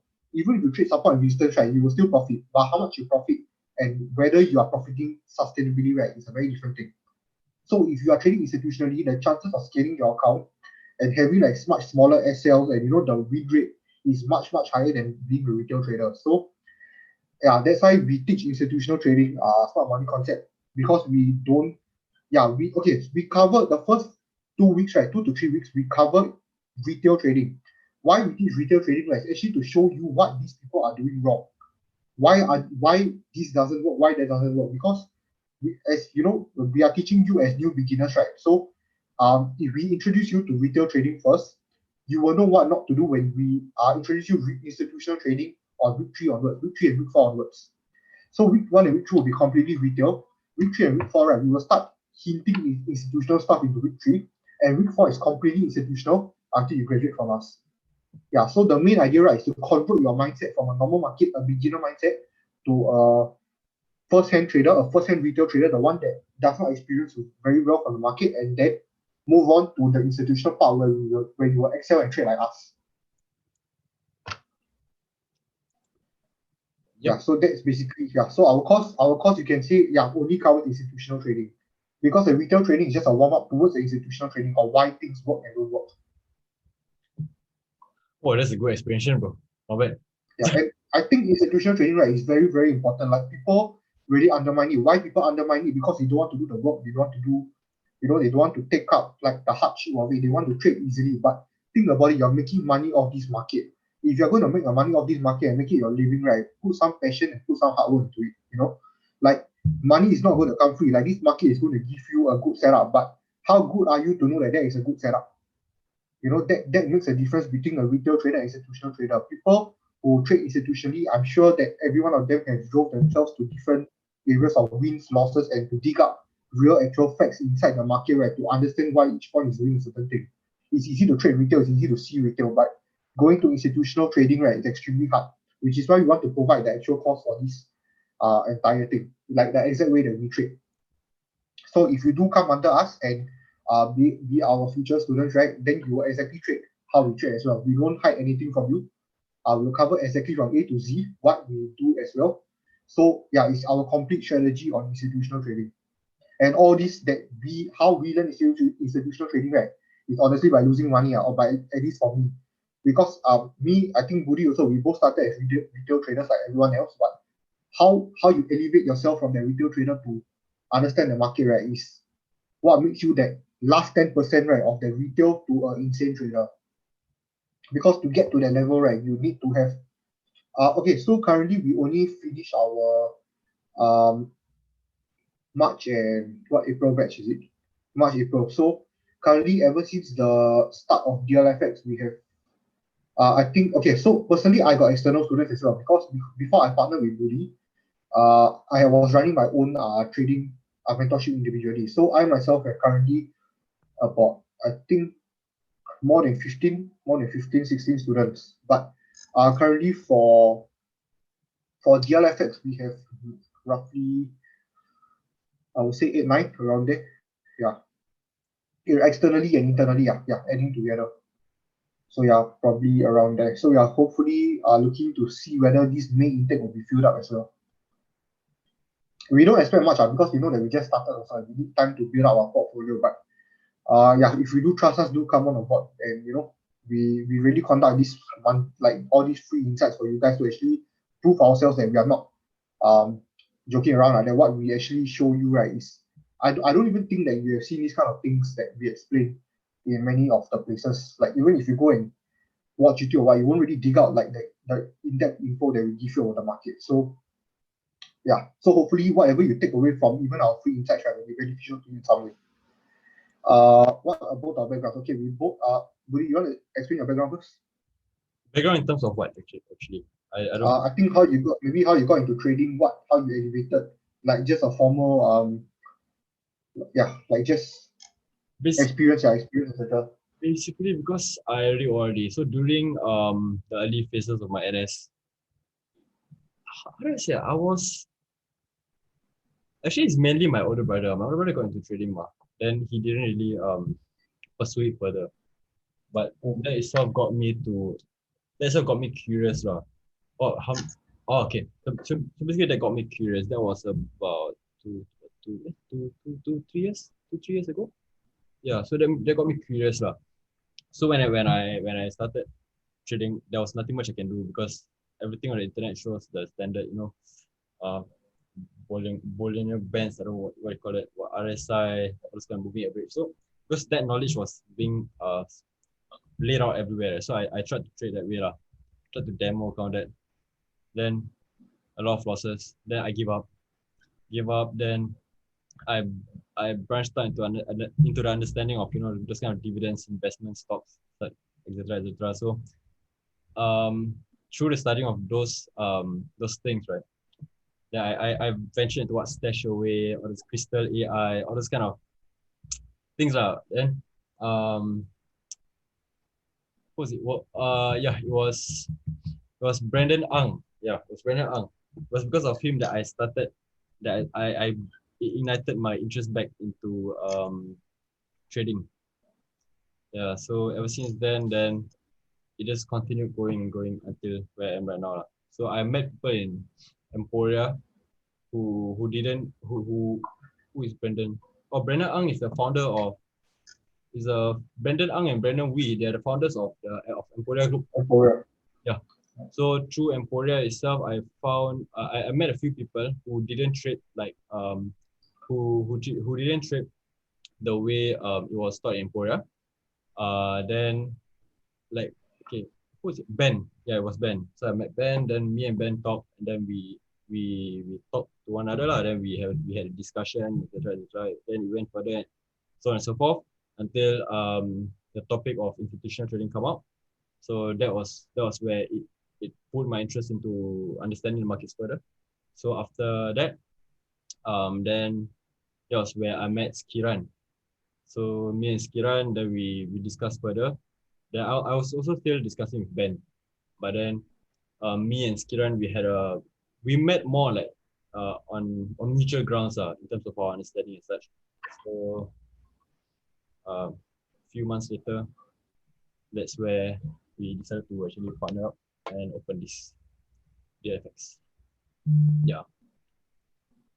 Yeah. So my background, we finished yours already, right? Yeah. Actually, yeah, and also I had a few students under me. It was okay. I cannot say the name, but okay, it was Yeah. We both had individual students on our own, but when we got together, then we started to branch out. Yeah, I had about 3, 4. Yeah, about 3, 4. Yeah. It was quite a while back. So, but I was teaching with basic price action, bro, support resistance, because that was during Yeah. the time, I only knew that. Back in the days. Sorry? Back in the days. Back in the retail days. Yeah, so for me, right, basically, I started same about like 3.5 years ago. Previously, I was a crypto trader back in secondary school days. Late secondary school and early poly days, probably 2014, 2015. I was a crypto trader. So, yeah, I just traded crypto because my friend, like, he said, like, buy Bitcoin, that typical shit. Then we really buy it. We really did profit. We really did profit fucking high from it. So, yeah, shout out to that guy, whoever that is. But so what happened from there, right? Is that I really wanted to make money from home, that kind of stuff. I didn't want to work for someone on 9 to 5. Yeah, it's just too troublesome. I wanted to do something on my own. So I was just sourcing different stuff, and then I met a friend who got me into trading. So this friend was just teaching me simple stuff like all the retail stuff here and there. Then I explored by my own, but I think he's not really trading now also. So yeah, so that just got me my interest. He stopped and I continued. So when I continue, right, I just continue trading. I continue funding my account, trying to see what works, what doesn't. Just kept studying night to night every day, getting losses after losses, smoking like 3 packs a day from depression from the losses. But yeah, lah. So yeah, so I think you relate to that, right?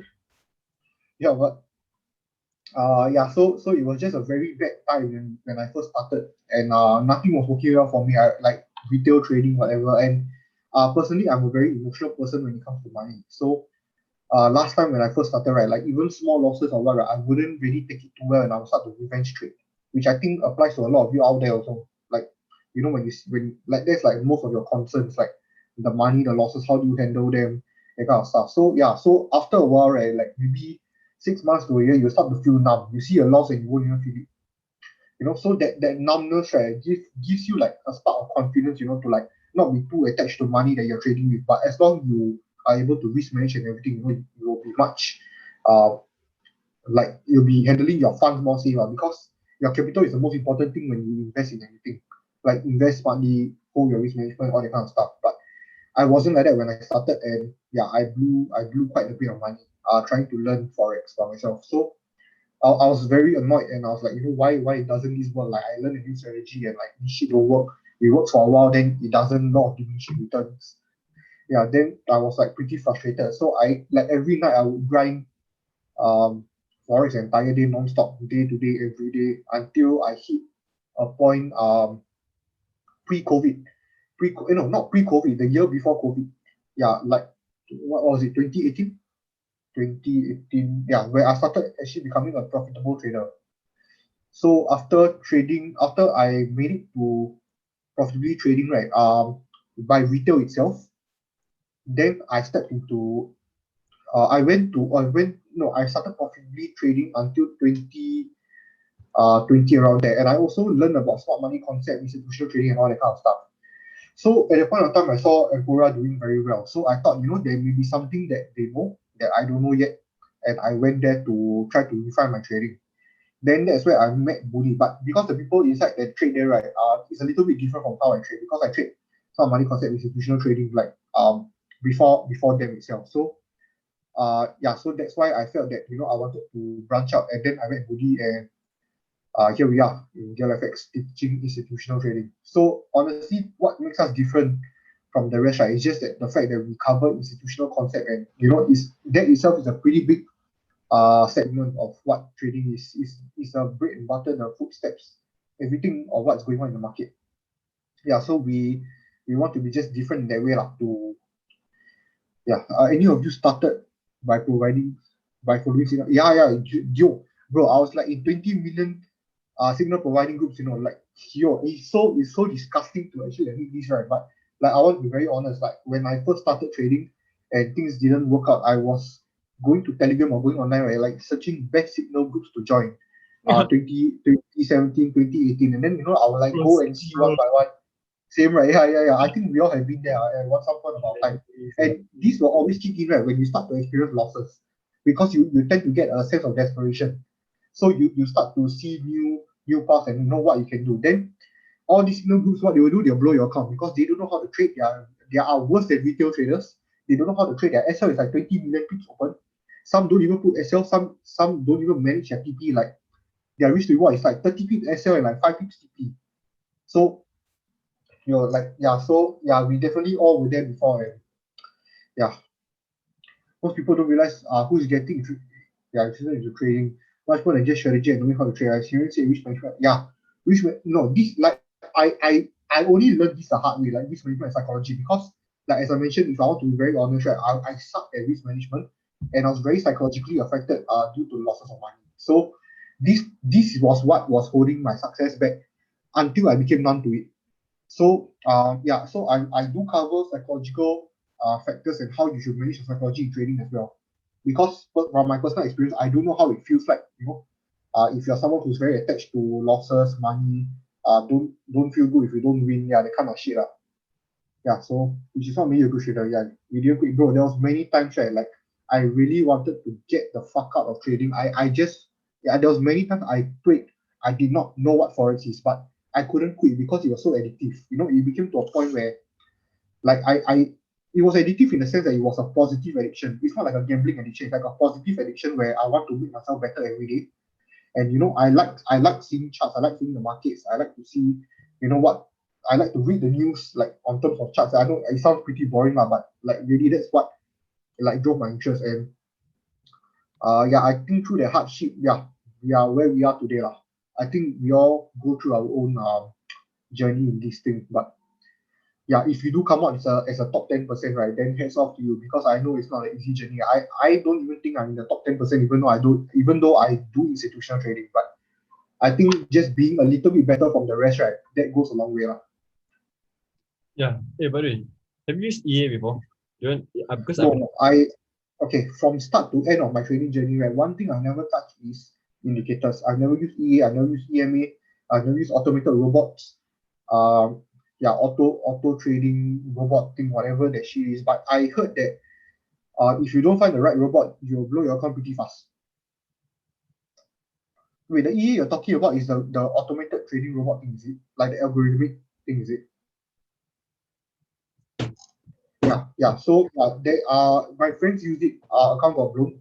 So that I think he bought a robot that only trades gold. For the first, so he topped up about 3K. The first few days, right, he went to like $300, $400 profit. And then next week when he opened up his account, right, he was running in a drawdown of negative 2.7K around there, if I remember clearly. So so it does have a very bad side to it. I do have my own group. I'm a mentor myself with a little over 10 students. I'm still learning like what you said. A good addiction. Yeah, definitely. Hope all the best for you in your own group and mentoring your own students. It's not easy, but if you do teach them the right stuff and if they do come out well, then hats off to you. But okay. USD CAD seems to be reacting to the supply, which is pretty annoying. I hope you guys took partials over there. Took partials or set SL to be but Okay, technically, apart from NFP, right, today is a Good Friday. So a Good Friday, assuming that it's a holiday, right, the market generally will not have a lot of volatility. So the volatility only kicked in due to the NFP, and I'm expecting right now till probably midnight, like the weekends, like when market close later at 5 a.m. or whatever your local closes, right, the volatility may not be that much. Yeah, due to a Good Friday. So yeah, have a Good Friday and just wake off, Just wake off. Yeah, wake off. Yeah, and whoever is out there facing losses or whatever, I just want to tell you that you shouldn't give up, because if I were to give up, we wouldn't be having this call right now. Also. So yeah, you can definitely get yourself out of the losses, or like if you are doing your account or whatever kind of shit. So you book your proudly say that you have honed ourselves and reach in the market. Yeah, I would proudly say I will put my chest up high, my cock up high, everything. And I'll say that I have an edge against the market. Yeah, I think that is something till this day I'm very proud about. I don't think it's being egoistic, but like proud of your own achievements or what you have become. From losing until seeing withdrawing, yeah, seeing that profit that comes from the market to your hands and then bring whoever out for a nice meal and shit. Yeah, that shit is the best feeling ever. Hey, I was right about this. And you mentioned also Thanks, bro. after the Yeah. well, Yeah, after that spring. I tell you, it's a fake spring. Like this shit, I have won too many NFPs, bro. I have won too many NFPs.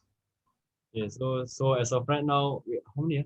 Three times, right? Okay, I cannot remember three times because one is the gold, another one is the Starbucks, and today is the third. So three to Budi and Skiran, 1-0 to NFG. Uh, So we cannot lose the, this winning streak, bro. Wall Street won't eat me alive. I'm institutionally trading. We cannot lose this winning streak. If not, I depressed mood really, bro. Serious. Yeah, but of course, like every other news event, when we do trade a news event, right? Especially like you guys, of course, we do feel anxious, like panic, but we don't show lah. But like if I were to be very honest, right, like because it is risky, and what we show here will give you our credibility also, right? So yeah, if something is risky, at least like you know, we got 6 balls, bro. We got 6 balls. Oh yeah, remember the FOMC? Yeah, FOMC. Yeah, that one also quite solid. Yeah. The power really carried my account. 1 minute 50 pip euro USD. Hey bro, Oof. what? No. I talking about FOMC. Oh yes, that one the 1 minute Yeah, what was it? yeah. No, the e-balance is not yet fixed, Wait, where is it? This one, right? Yeah, correct. Yeah, it's not the e-balance not fixed yet. Why do you have this? Was it through a Monday Insights that actually plotted this No, return? this was you were discussing about the demand zone over there. Oh yeah, correct. It was one of Then we the were saying how there are too many equal lows, are like it's such a good buy that it will get like they'll be yeah, correct. liquidated below. Yeah, correct. Yeah, our overall insights. I think through this NFP, right, we will see some uh temporary strength. The keyword is temporary, a temporary strength from the US dollars, but overall, I think euros can still recover because GBP and euros the currency is pretty powerful lah. So as long as they don't go through anything like a lockdown, COVID, or like a breakout of a new disease or whatever, they will recover eventually. Or like Brexit. Brexit was the worst for euro and GBP.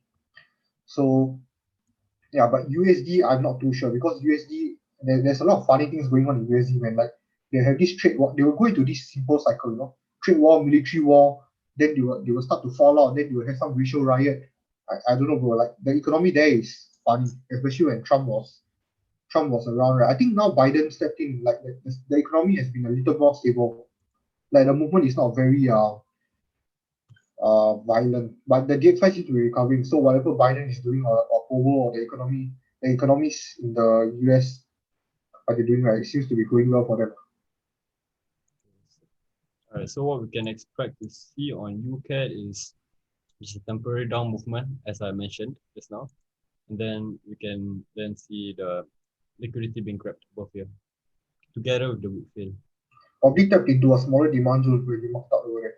Yeah, and the demand zone I was actually looking at is, I mean, if you want to dive in into yeah, you might drown here though, but at the same time, not.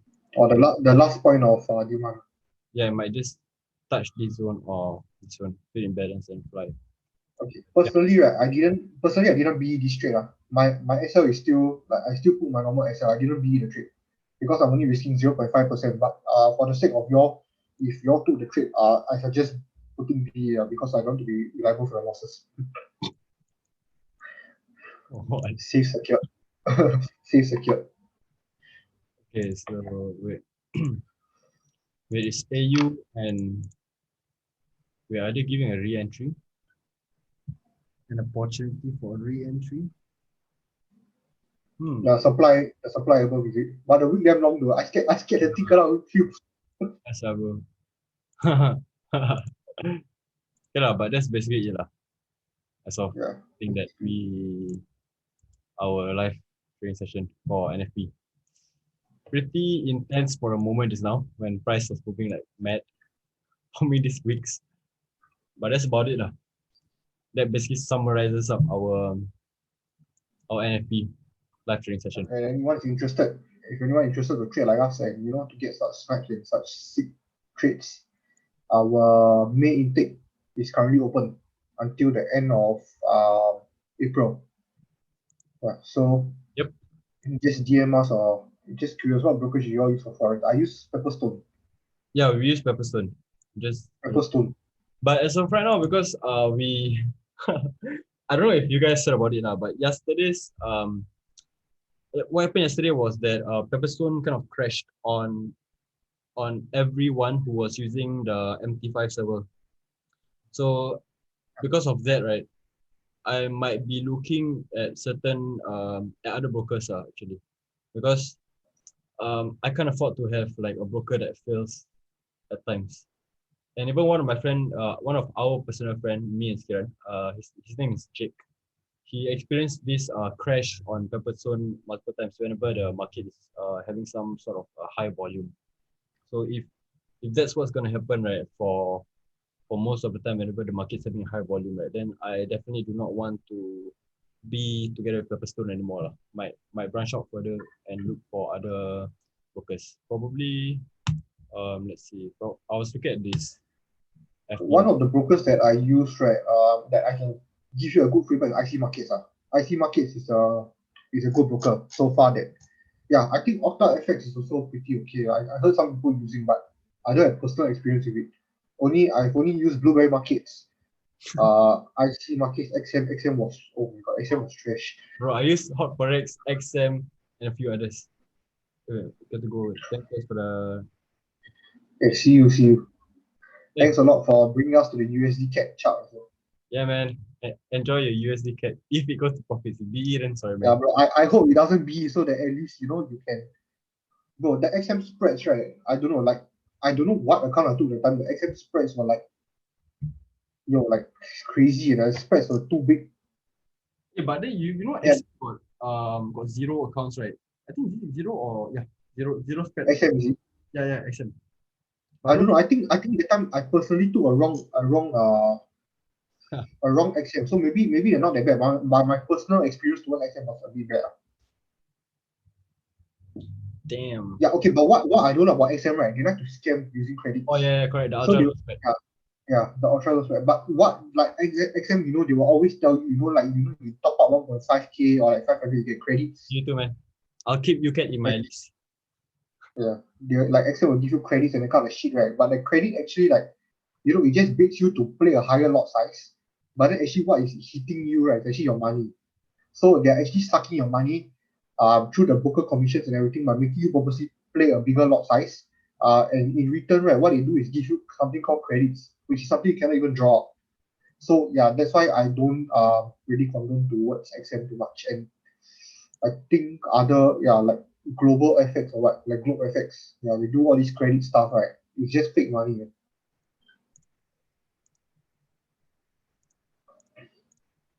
Yeah, but I know people who use XM now and they have good experience with it. But for me, one broker that didn't fail right was IC Markets. Yeah, IC Markets. I heard a lot of bad things about IC markets. They say they got a problem Really, with this and that. I never experienced with anything before. Like the withdrawal, everything right, fast, give and smooth. Legit. Maybe at A-books, yeah. Okay. Then how can you never stay with IC markets? How can you jump to what do you call that? Person. I was getting bored of them. No, I still got IC Markets account. Ah, Yeah, like I haven't really withdrawn, but it's still inside there. But yeah, right now I just find Pepperstone a bit cooler. I don't know. yeah. Person is freaking clean, honestly. But Yeah. yesterday, bro, serious. I hated it. It failed on us, bro. Yeah. Freaking tilted, bro. Yeah, I realized that yesterday during that Pepperstone crash, right, I didn't put SL for Euro USD. Oh, fuck. Yeah, I was running a open 4 lots without SL, and I am so glad, right, that I took a buy. The buy I closed in the morning with like $25 profit. Oh, fuck my life. Bro, if it was gold, I would have shit my pants. Bro, gold was moving up and down, bro. Jack was freaking tilted, bro. Serious. Jake You was. know, I texted the Pepperstone HQ. I emailed them, right. No one replied to me because I think Good Friday, so they're not working.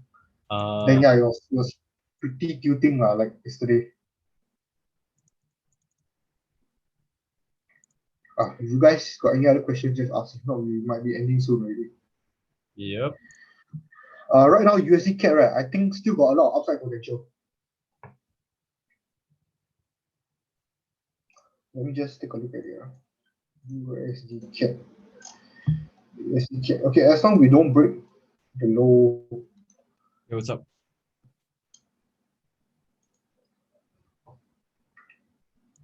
1 to 500. Yeah, I think very typical for people to use 1 to 500. Honestly, if you're not a scalper, right, you don't need too much leverage. If you're a day trader or swing trader, right, at 1 to 100, even 1 to 100 is fine. 1 to 500, just let it be. But if you're a scalper, then maybe you want to go for something like 1 to 1,000 or like 1 to 2,000. But very limited broker offer there.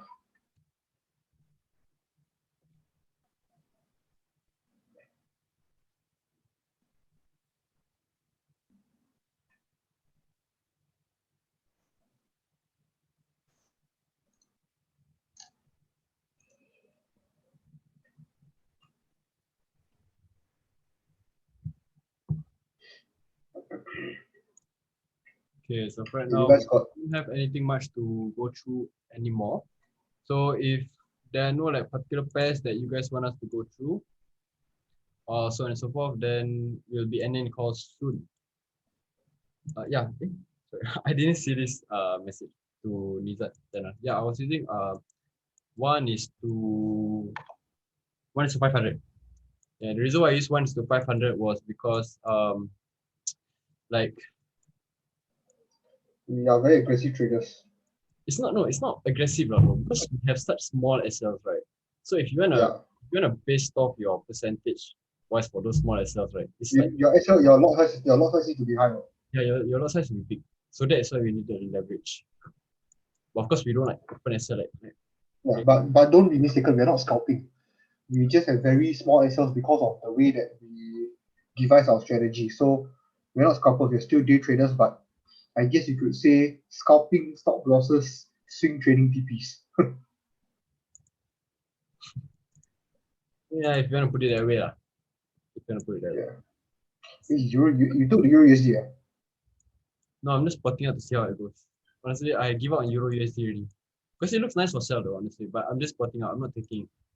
I have See, there's USD. a I have USD and AU already. US or AU? Oh yeah. I have USD and AU. Pretty nice really. I hope USD CAD plays out well, sir. Yep. No, The guy deserves to earn some money. no, it looks well because right. The reason why I'm saying that also right, because if you jump over to the hourly I'm time, seeing the 1 minute. okay, 1 minute we can service lah. But example, if you look into the 30 minutes or so, right? It's not a new structure. Sorry. It's like forming a new structure also. Yeah, exactly. It's just forming a. I mean, this is the higher low, and then we can actually see like this is the higher high and then the higher low, the high that actually broke structure, broke one structure, it needs to break two structure to three structure before it can actually potentially have further longs. So after it broke structure with a higher high and with a high, and then it form a higher low, then it makes more sense for price to actually continue up further lah. And like I mentioned just now, because this is like like support, turn resistance, turns turn resistance, right? So this is like a rejection candle of some sort, and then um people will sell, and when people sell, build up liquidity of sellers, and then we can through these 2 long weeks right now we see on the 30 minutes time frame, right? We can actually see that price can actually fill up this week and sometimes filling up this week, collecting liquidity from sellers, and then from sellers who have their assets above here, and then also continue filling up this week, and so on and so forth, and then But buy inside. proceed to break. Have a good weekend too. I got to go. All right, see you too, man. All the best with your firm, and yeah, see you guys next week. See you next week. Yeah, have a good weekend. Okay, let's look over to Euro USD.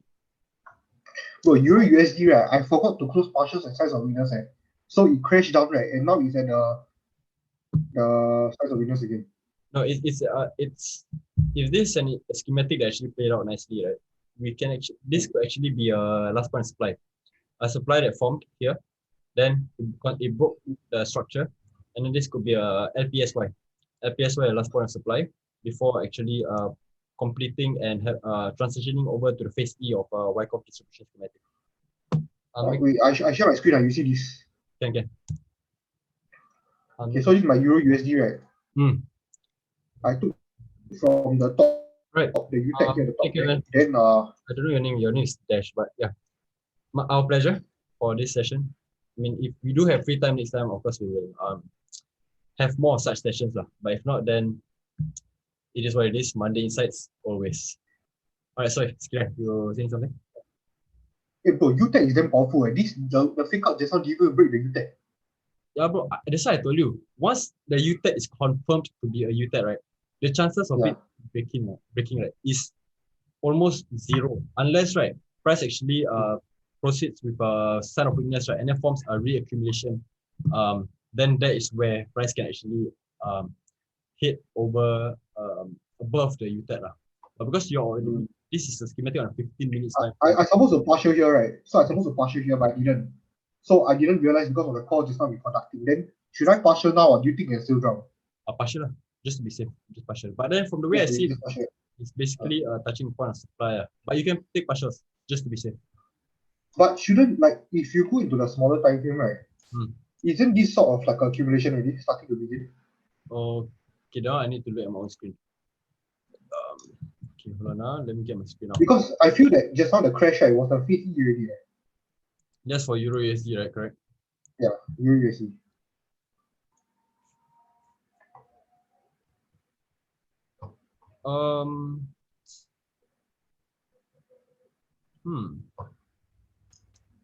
You know what I mean, right? I wouldn't say it's a accumulation because it didn't have a it's definitely not an accumulation. Because it's just a retest on the supply, retest of the LPSY. It's purely a retest of the supply. Try not to compensate it. It's just the LPSY. Because if it really accumulation, I would see certain I mean a PSY will be formed, which I can take a shot here. Yeah, can definitely take a shot there. And then this is definitely not an accumulation. Unless I'm really that stupid, then probably I missed out. But yeah. Do you guys trade for a living or more to exciting? Trade for, how do you want to say that? Trade for a living? Yeah, I mean, yes and no for me. Yeah, because I do personal trading inside also. So personal trading, I do what do you call it? Trading mentoring for this. Yeah, we do a few things. Yeah. I hope I answered your question. Skira, do you trade for a living? I attempt to. Currently, I'm not earning any other source of income. So what I earn is what I trade. Wow. Full-time trader lifestyle. Yeah, and of course, our students and this kind of stuff, yeah, side income shit. Alright, no problem, Han. Okay, so basically this is like just the summary of our entire call. It's pretty intense just now, but it's toning down a bit. Hey bro, look over to you, cat. Look over to you, kid. You cat. I mean, if you want me to share my screen, so bad can but then if you want to share your Where screen, the hell is my UCAT? Am I retarded? messy. Nice. See, I told you right. Yeah. We're gonna take out all the we're gonna take out all the sellers on the Confirm bro. Seller trap bro, serious. and this one is your new demand zone. Hey bro, but legit if drown down, then I like, bro, what's wrong with my analysis? But No, legit, but actually here also honestly you have to break this high for us to be confirmed. it needs to break the wick that Yeah, you the week have broken. yeah, the complete structure. So that would be a confirmed higher high. So once that high confirm, right, then we can see for price to head up to the TP that I plotted out. Oh, pretty sick though. Right. UK is pretty clean. This Sefco is a legend, bro, I tell you.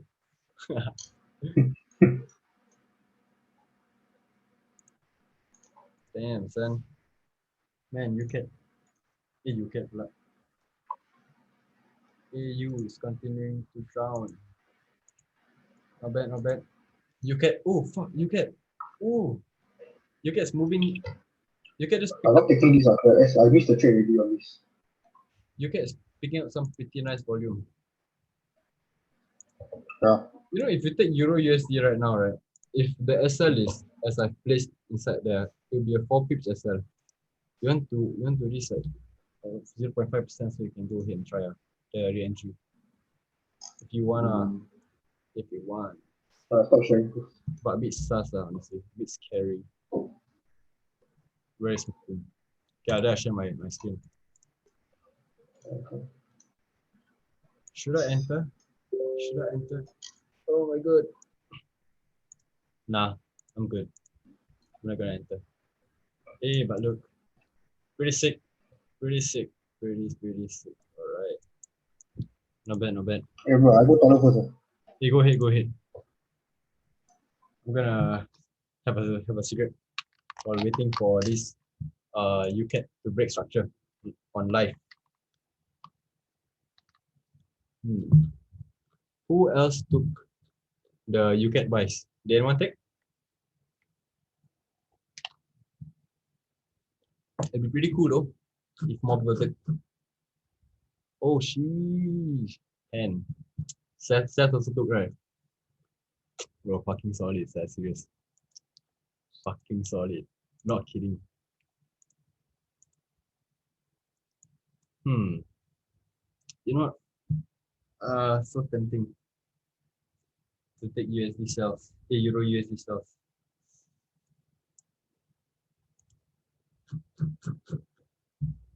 Yeah, bro, serious. Now, right now it's about 14 pips. 14 pips in.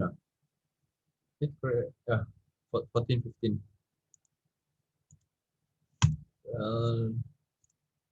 Let's see. Okay, what about DXY? Let's. Okay, so if my direction is right, it'll fly up. So if it does do so, breaking this structure, Euro USD will definitely break this low, coming over to here. If it does come over to here, we can see DXY actually making sense for correlation of this. Okay, now jump over to Euro USD. Okay, same. Euro USD will definitely touch here. Whether it goes lower or not, that really entirely depends. But Euro USD can definitely fall further. GU, not.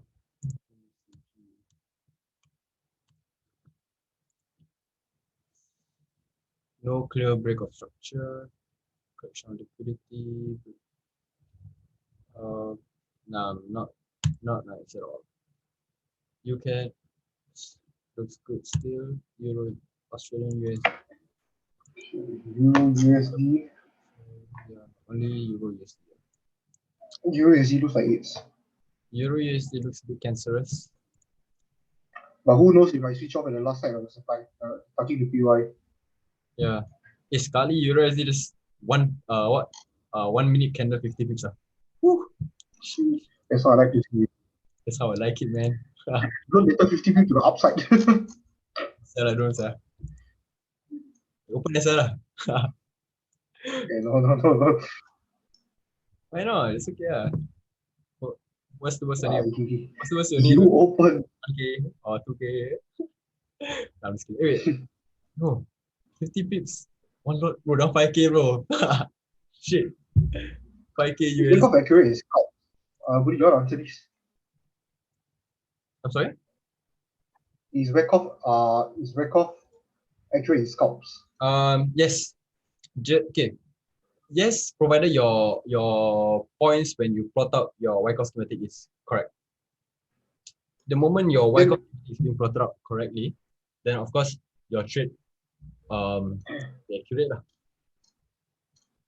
Because like I mentioned, Wyckoff schematics happen on all time frames, be it 1 minute, be it 1 minute, 2 minutes, 3 minutes, 5 minutes, 15 minutes, 30 minutes, 1 hour, 2 hour, 4 hour, so on and so forth. So if you want to go for swings, you can use 4 hours or daily, you know. But then of course, with that being said, that will just allow you to understand where your the area, the place where you're at in the market lah. Then of course you can find entries using Wyckoff in the small time frames, and then your TP can be set based off the bigger time frames for your swings. For scalps, just bring down the time frame lah. Yeah. I know What is this 1 hour Euro USD candles? Holy fuck, this candle closing 10 o'clock. Look at the Euro USD candle. Yeah, bro.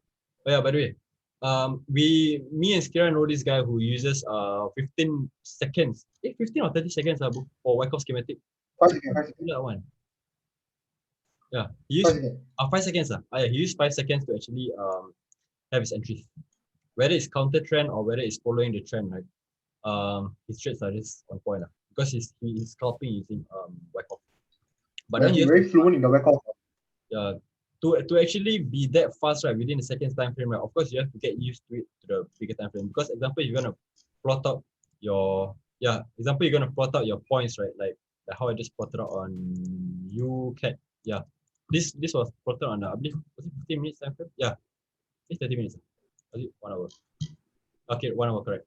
So the fact that I was able to plot this out, right, easily, right? Like I just took my own time because it was an hourly time frame. So imagine if you bring the time frame from 1 hour all the way to 5 seconds, right? The intensity that you face, right, is I tell you, it's just crazy, bro. Serious. You cannot even type it out. You see, you must trade already. Yeah, exactly. Which is why for you to actually scalp using Wyckoff, possible, but you have to actually train your eyes, right, to see the Wyckoff. Like for our students, who is it? What's his name? One of that guy. Jake, is it? Yeah. When example Jake or even some other people I know, when they are actually not Jake lah, but Malcolm lah. Malcolm, yeah. When they actually use Wyckoff, right? They actually refer their current chart, right, with the Wyckoff schematics example, which is completely fine. And that is how even I started. And that was how from there I kind of tuned my mind right into being able to see Wyckoff schematic without having to refer anything. Which is why just now when I plotted this out, right, if you guys remember, I was just putting the points there.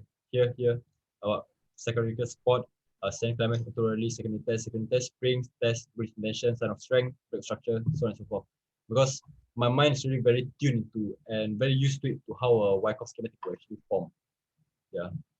So if you want to train in seconds or you want to scalp with Wyckoff, by all means, but practice it in the bigger time frame first, so your mind gets tuned into it. But bro, this Wyckoff is a Wyckoff plus. Yeah, I say Wyckoff too much. This USD JPY trade, right, bro, it was pretty clean though. Like I plotted this out, I believe it was just now, right? It was during the call. Sorry, we are still in the call, but it was during one of the sessions where I was going through USD JPY. I plotted this demand zone untouched. I mean, this candle didn't touch this. So the fact that this actually touched and then it broke structure, right, bro, it's actually pretty clean. This. So Nice. It's a huge bull. I think in correlation to USD CAD, yeah, so we can see some good strength. yeah, because of this nice reaction, right? If this if you could find we basically have a comfort bias for USD GPY already, bro. Reflect off supply, sorry, react off demand at the same time breaking structure. So what we can see, right, is what we can expect is retest before longs. You know, somewhere here probably. Let me go to smaller time frame. Probably here or here. Yeah, or to draw this possible, but 15 minutes demand zone. USD CAD fucking bullish, yeah. USD CAD. Yeah, the candle closing 1 hour is like, Holy shit. oh, no, This that's a very powerful close. That's bro, a very, very powerful close. bro. This USD Euro USD. Okay, You could have drunk. I saw over here. Here, yeah, I just saw here. Okay, 5 pips SL. 5 pips SL. Oh my god. You know Euro USD, right? The 1 hour looks like a very nice big field. Yeah. Hey bro, I said 5 pips SL. I call it. If he SL, I'm so sorry. But yeah, I'm going with this. I'm standing on this. I take with you 12 flop. Okay, nice.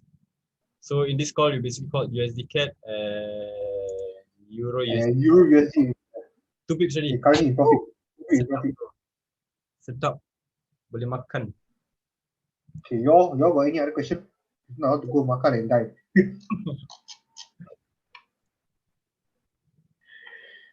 Hey bro, Oh, USD USD CAD. kind of solid. USD CAD. Broke the supply. It just have to weak field then got bullish intention. It basically just have it broken? Wait, let me see. Oh, okay, broken already.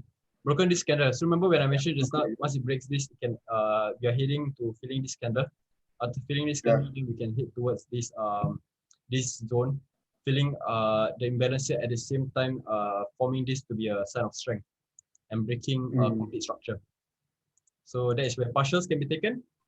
You can just completely TP. For me personally, I would say, bro, this TP lah, 1 to 16. You want to partials until how long, sir?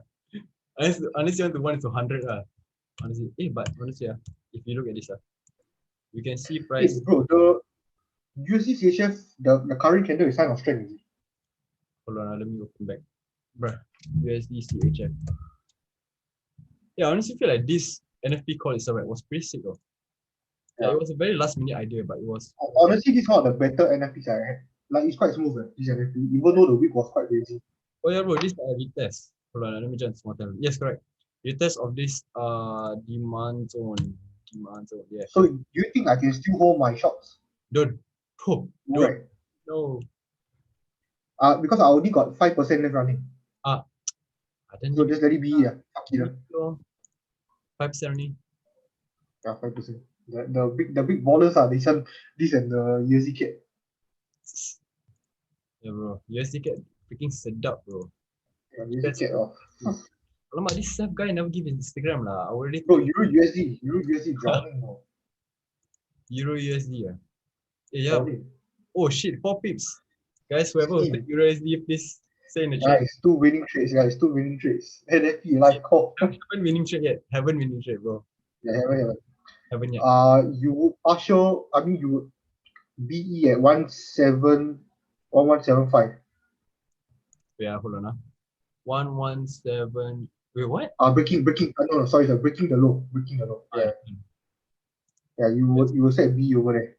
But either way, this wait, so also looking at that just now. Bro, I'm still taking the trades here, bro. Han. Here. Hey, that's how we roll, man. That's how we roll. Bro, Yeah, you like the USD CAD. You like the USD CAD flying, my guy. Ken, you say you haven't BE, right? I suggest you BE right now for USD CAD. Serious. Safer. Yeah. I be already. Sweet. Han also, if you haven't BE, then just please be USD CAD now. Yeah. But I just need it to drown, man. I just need. Should I be my AUD USD now? BE. Yeah.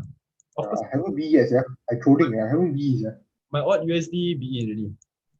My USD CAD I TP 0.75318. I mean no, AUD USD, sorry. This one, where? Yeah, ITP 0.7531 where I expect the spring to happen. 0. I'm sorry, 0.75318. 531318. Yeah, I expect the spring to take off there. Spring and the test. Here. Why though? Yeah. Remember I shared you yesterday? Oh wait, yeah, actually it makes sense. So because if this is a break of structure, right? If this, wait a minute, bro, you just triggered something in my head, bro. Actually, it makes a lot of sense. My Yeah, tip, I told you yesterday, right? That's why I said it. That's the reason why I sell. Because this distribution at the top, this record distribution, right, is going to bring it to accumulation below to spring and take off. bro, it makes sense because if this is an untouched demand zone, right? Then you know how schematics will form in the demand or supply zones.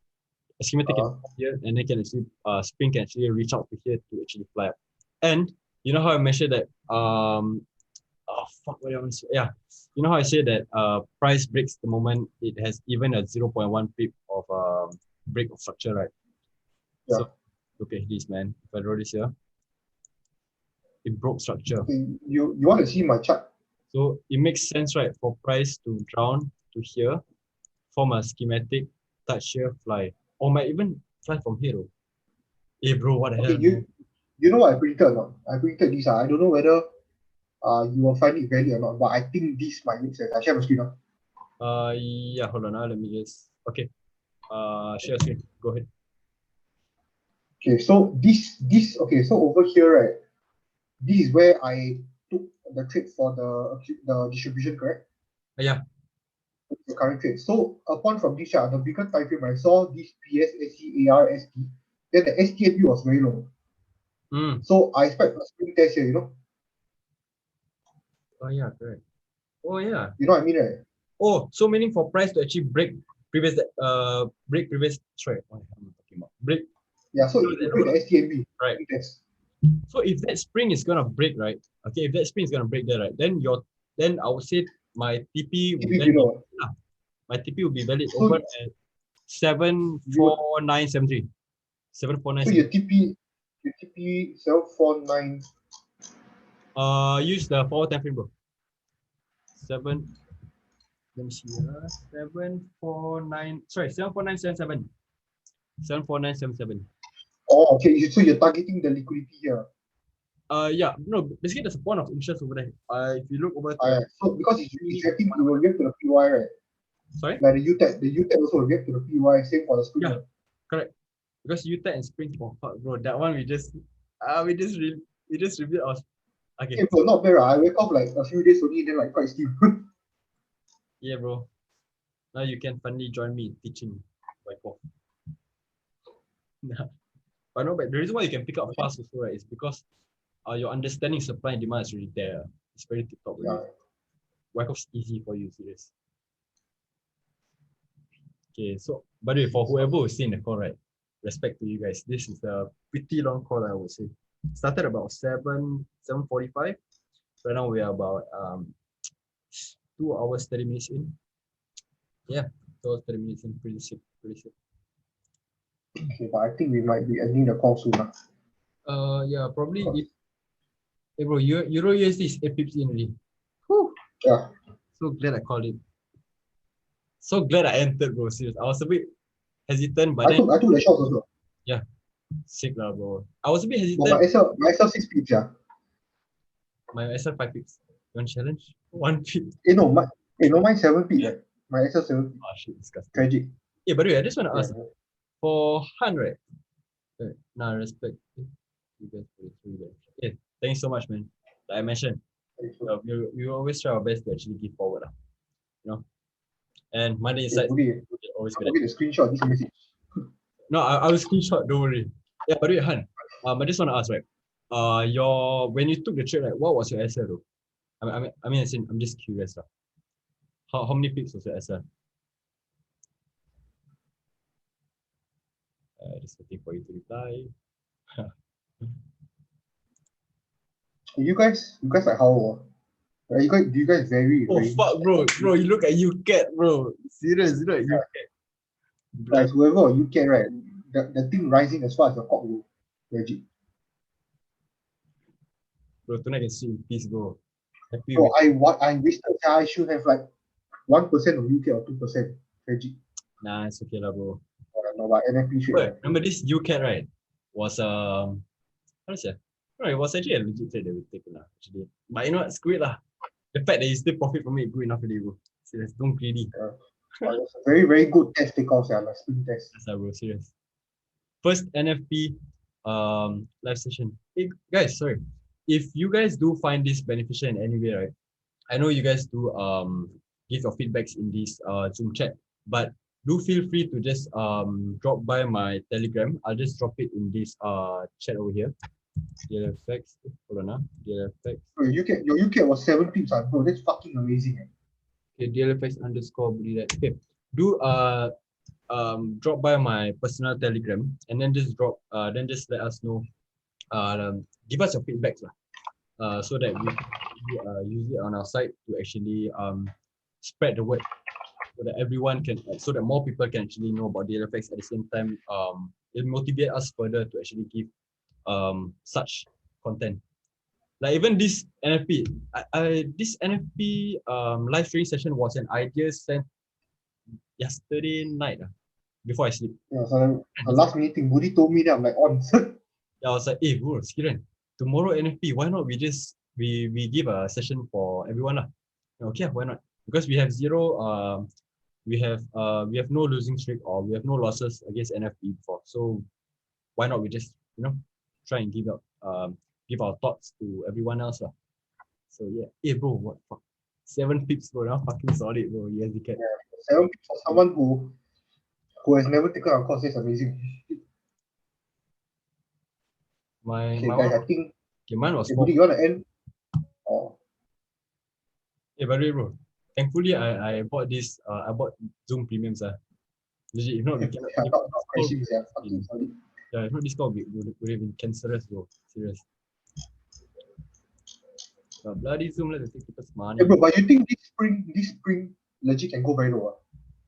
Yes, springs can, depending on time frames, right? It can actually go down to as much as 10 to 20 pips. Because okay, so it seems this is a 4-hour wake off, so we expect to see a very big. Yeah, we can actually expect to see a big spring because, like I mentioned, right, the bigger the time frame, right, the bigger the pip count, and also, your secondary test on the phase, is it phase B? Is that what you do? Yeah, phase B. It's very deep it's very far from the ST, right? Yeah, and that would have definitely triggered a lot of bias the moment it came back into the zone. Bias as in It's a 53 P, right? 53 P, yeah, 57 P, right? Yeah, I know, but within that zone, right, it definitely triggered a lot of bias. Especially with the SL below the ST. So with that, right, And you want to be retail, right? If you want to be retail, head and shoulders. People got taken out over here because the head and shoulders reverse. Now it's the exact the normal formation for you to fall out. Yep. So yeah, I think I'll hold a percentage over the weekend. No, I think I closing, sir.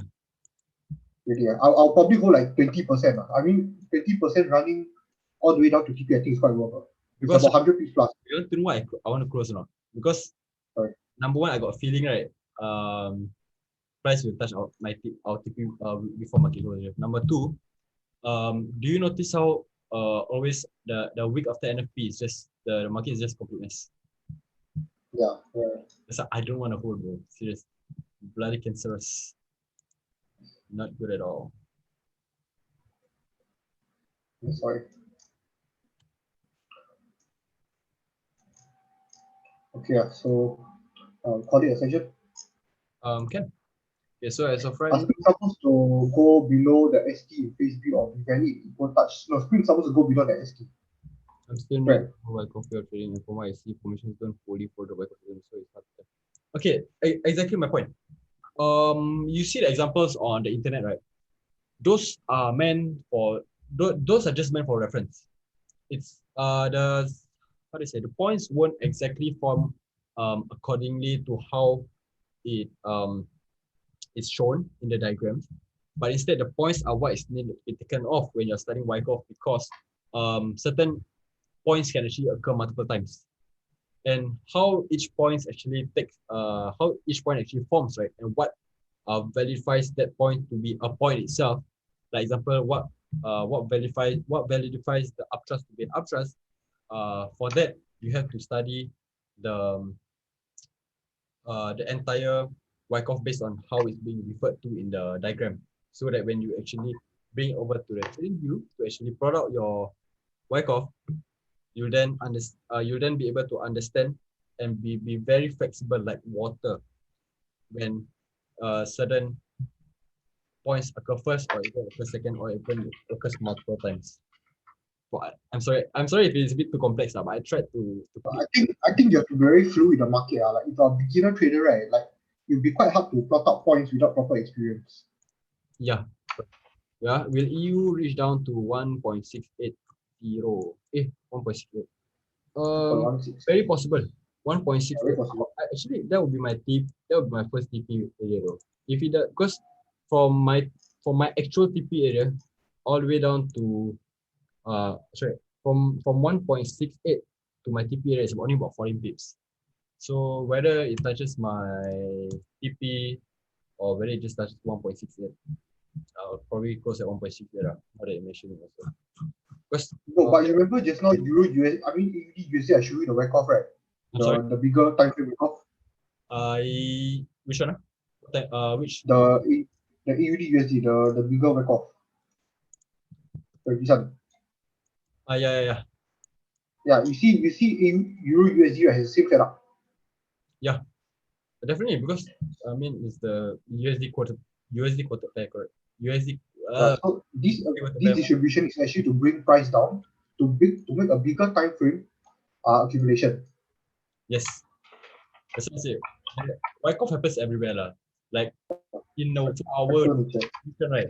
In that 1 hour, 15 minutes, 5 minutes, there'll be accumulation, there'll be distributions, there'll be redistributions, there'll be reaccumulations. So the moment you tune yourself into understanding Wyckoff itself, right, it'll be so easy for you to it'll be so easy for you to see like where market is going. So that's why I love Wyckoff. Even this Kiran just fell in love with Wyckoff. Yeah, I wasn't a Wyckoff trader. I traded like other ways as well. So like, but Wyckoff is fucking fun, it's legit. Because apart from just understanding supply and demand, right? Like structure is one thing, supply and demand is also one thing. But how will you know which supply or which demand will be respected, right? That'll be based off Wyckoff. Like if you really understand how Wyckoff works, then you know which supply or demand, right, is valid for an entry. Like example, you saw my Euro USD. I won't call it signal lah. I would say a trade discussion. Yeah. So like how I took my Euro USD, right, position, it really was based off supply that was being formed through a Wyckoff. So that is how I know that supply would have definitely been respected. But to whether it actually really pushes price down, right? From here we have to wait to see whether it broke structure lah, whether it breaks the previous low over at the 30 minutes or 15 minutes time frame. So right now, honestly, in my point of view, your Euro USD position should have your Euro USD position should have already been BE. Yeah, it should already be BE because it touches your supply zone, then it drowns. So the moment it actually does such thing, right, it will be very safe to break even because if Euro USD would to go back up to the supply zone, chances of it actually breaking through and heading up, which is not what we want, is actually there. Because a supply or demand zone that has been tested multiple times or 2 or 3 times, right, gets weaker and the chance of it breaking is there. Then again, you have about one thing you want to take care about the USD trade, how to manage it, right? Okay, so sorry, I cannot hear you. So you see, like if you are in the Euro USD trade, if you really want to manage it properly, right? Do watch out for these demand zones, all these untested demand zones that you'll be facing. So there'll be some sort of like an obstacle or maybe like some shit going on here. So do remember to just manage the trade properly. And maybe if you are willing to, you can trail the stop loss lower and lower. Like after breaking this demand, you can trail to the next stop. Yeah, just some trade management stuff. Yeah, but I would think overall, I think should be a fairly easy TP to hit. Not by tonight, but next week.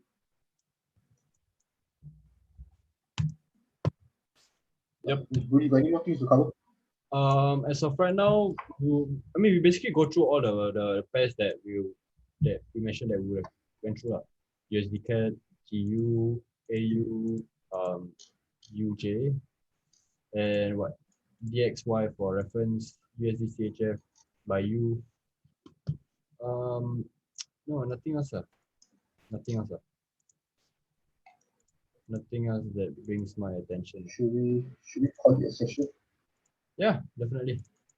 This was a wonderful session, honestly. It was a beautiful session. Bro, what are you doing? What? That looks like a triangle.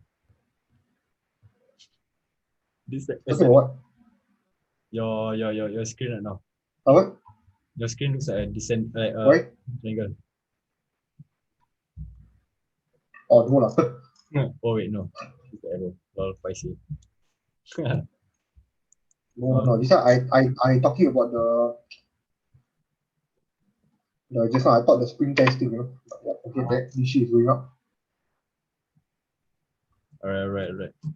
Okay, guys, we will call it a session and we will see you on next Monday Insights next week. Yep. I mean, if you guys do have any questions, do let us know. And please, if it's very possible, please drop by my Telegram. It will help us a lot. Like we really want to give forward more, but you know, motivation. All right, bye, man. Enjoy your Euro USD and USD. Bye, guys. And always willing to help, guys. Remember, Telegram feedback. Come on, let's go. Telegram feedback. Okay, see you guys. I'm just gonna. Please Telegram here, please. Yeah, I'm just gonna be in this call. Okay, thanks. I hope you guys enjoy this session. Okay, feel free to just We ciao already. I mean, if you want to chat, then you chat, honestly. But I'm leaving this call on for a while. What you saying? Screenshot some of this Okay. yeah, because later in the recording cannot what do you call that? Cannot screenshot now. Because I think I need to leave first. My family waiting. Oh, if you need to leave first, then by all means. Waiting. Oh, go and makan. Yeah, I makan. Alright, enjoy your Yeah, makan. then I ciao first. Alright, man. You guys don't forget about Telegram feedback. You know, Telegram 100 already. It's like, okay. See you. Alright, man. See you too, bro. Take care. Ciao. Yeah, bro. Take it. Alright, ciao. Bye. Alright.